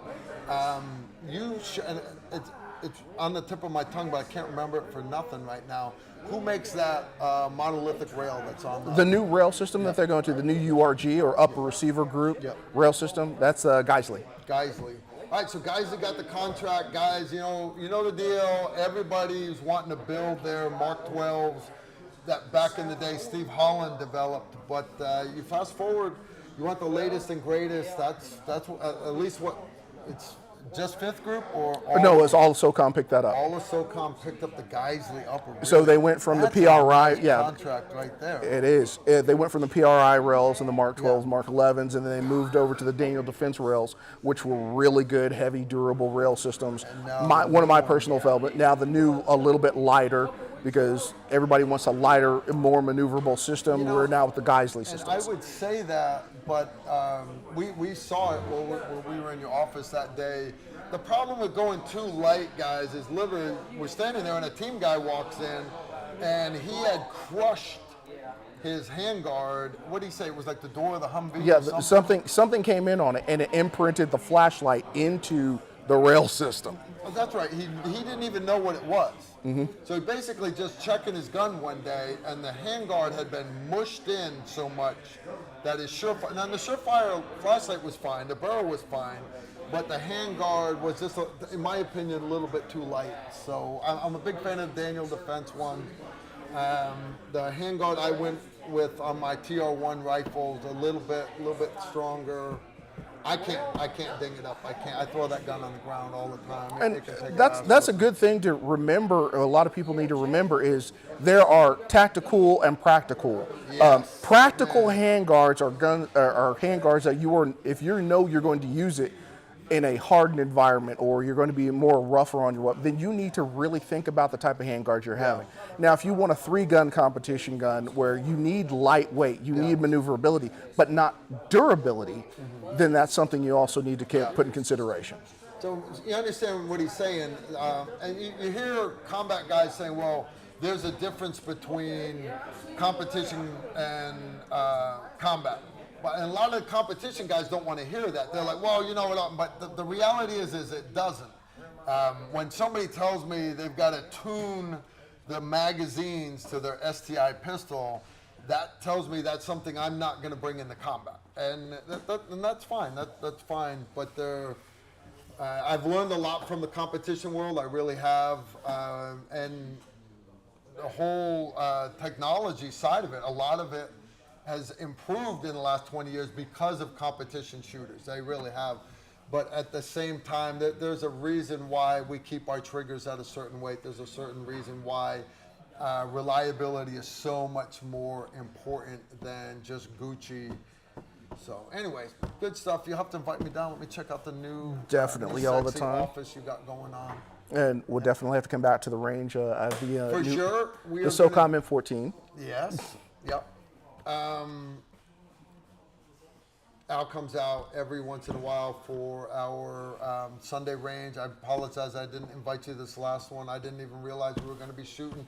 I had John Stryker Myers stop by with his blushing bride. I saw that. Yeah, we had a great time. Took him to Turkey Bay. Took him to go. We drove the Elk and Bison Prairie up there at LBL. We had a good time. I came back and Randy Rawhard West from Worst Case Scenario Survival School.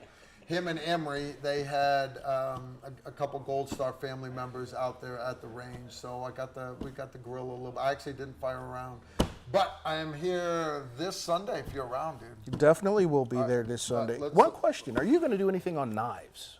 On knives, we actually have a lot of knife videos. What are you looking for? Well, a friend of mine just built me two very, very nice knives, and I'd like to bring them out and get your opinion on them. Please do. Randy Worst is a good guy to get knife opinions on from a not just knife fighting but survival side of it. And then I'll see if I can get Emery to come down. Emery, our studio audience and our viewers are familiar with Emery's background. He teaches a couple different types of knife fighting. He's a certified instructor, a couple different schools. But he's taken your Cali, everything else. He's big on his karambits, but that's not his only trick. Is not karambits. Emery actually makes knives. So when you start talking to different types of steel and stuff, that goes a little over my head. You can only be so sharp on so many subjects. So I'd love to see him. I'd love to check him out. But you'll find I'm probably going to defer you to a subject matter expert. Yeah, Not because me. All right, guys, I don't pretend to know everything about everything. That's not me, so totally not me at all. too easy, too easy. But we're going to have to grill again, for sure. He just wants me to cook. Yeah, that's all it is. He just wants me to cook again. That's it. He made these 1.5 pound burgers. You bought the meat. I didn't say quarter pound burgers. I didn't say half pound burgers. He basically took the big slab of ground beef and divided it into thirds, and he made me a 1.5 pound burger. I'm like, that's gonna fall apart on the grill. And he's like, Carl, go sit down. I got this. And I got pushed away from the grill, and it was orgasmic. The thing was awesome. I mean, it was the most Well, thank you. incredible burger. He said use the meat. I was like, oh, you want me to use all of it? He's like, use the meat. And I'm okay, I got He you. immediately goes, I am one with the meat. And I'm like, all right, fine, whatever. But it was good. It was good stuff, man. It was We just started moving the grill stuff around, and he's like, you know what? You got this. I'm leaving you alone. All right, I want to apologize to you guys if I didn't get to your questions in the chat room. I specifically told my moderators that I was just doing guests tonight. The reality is that my son came down. We are hours away from home, and we got to get home tonight because I got more stuff to do tomorrow. I want to thank everybody here, including you, brother, for stopping by. Thank you. Man, I haven't seen Alan forever. All my fans and patrons that stopped by tonight, all the great people that stopped by to be on the show. I want to thank the Outpost Armory for hosting this fine event here, guys. If you're ever in Nashville, everybody wants to go see Broadway, right? Everybody wants to go to the Grand Ole Opry. Why? When you can go to you can go to Outpost Armory instead. Understand they've got an indoor 100-meter ring. There's not a whole lot of indoor ranges where you can rock 100 meters. Not to mention you can rock a Barrett 50. The 50 cal experience. Man, we love it. We definitely love it. So anyways, thanks for putting us on. Thanks for hosting it. I'm going to wrap this up, guys. One, because the Armory closed hours ago. They're staying open just for us. And because Home Commander-in-Chief, my blushing bride, she's going to be texting me here telling me to get home because I've got stuff I got to do in the morning. So anyways, we're gonna wrap this up. I want to give a shout out again to Euro Optic for sponsoring tonight. Guys, legitimately support my sponsors because they help me do this for you so you can watch these fine videos for free. Again, I want to give a big shout out again to Ronnie Barrett and Chris Barrett for letting me borrow his father to be on the show here. And we look forward to having Chris back again. I'm hoping Outpost Armory will let us do this again. We'll have Chris on here. We're going to not just talk about the MRAD that got the advanced sniper rifle contract, but also Chris he's saying the future of extreme long range shooting is on the horizon. Guys, that's a big deal. When you're running drones out to gather environmental data, that means you're planning on shooting a long ways away. It's going to make for great stuff. You're going to get it right here at Tactical Rifleman. We'll be back next Tuesday, same bat time, same bat channel. Yeah, nothing crazy. Nothing crazy at all. What I do, I lost that, did I? Nah, not really. We don't lose this stuff. So anyways, what else? You got anything else you want to say? People you want to give shout outs to at home? Hi, Mom. He said, hi, Mom. Y'all take care and shoot straight. Incoming right there.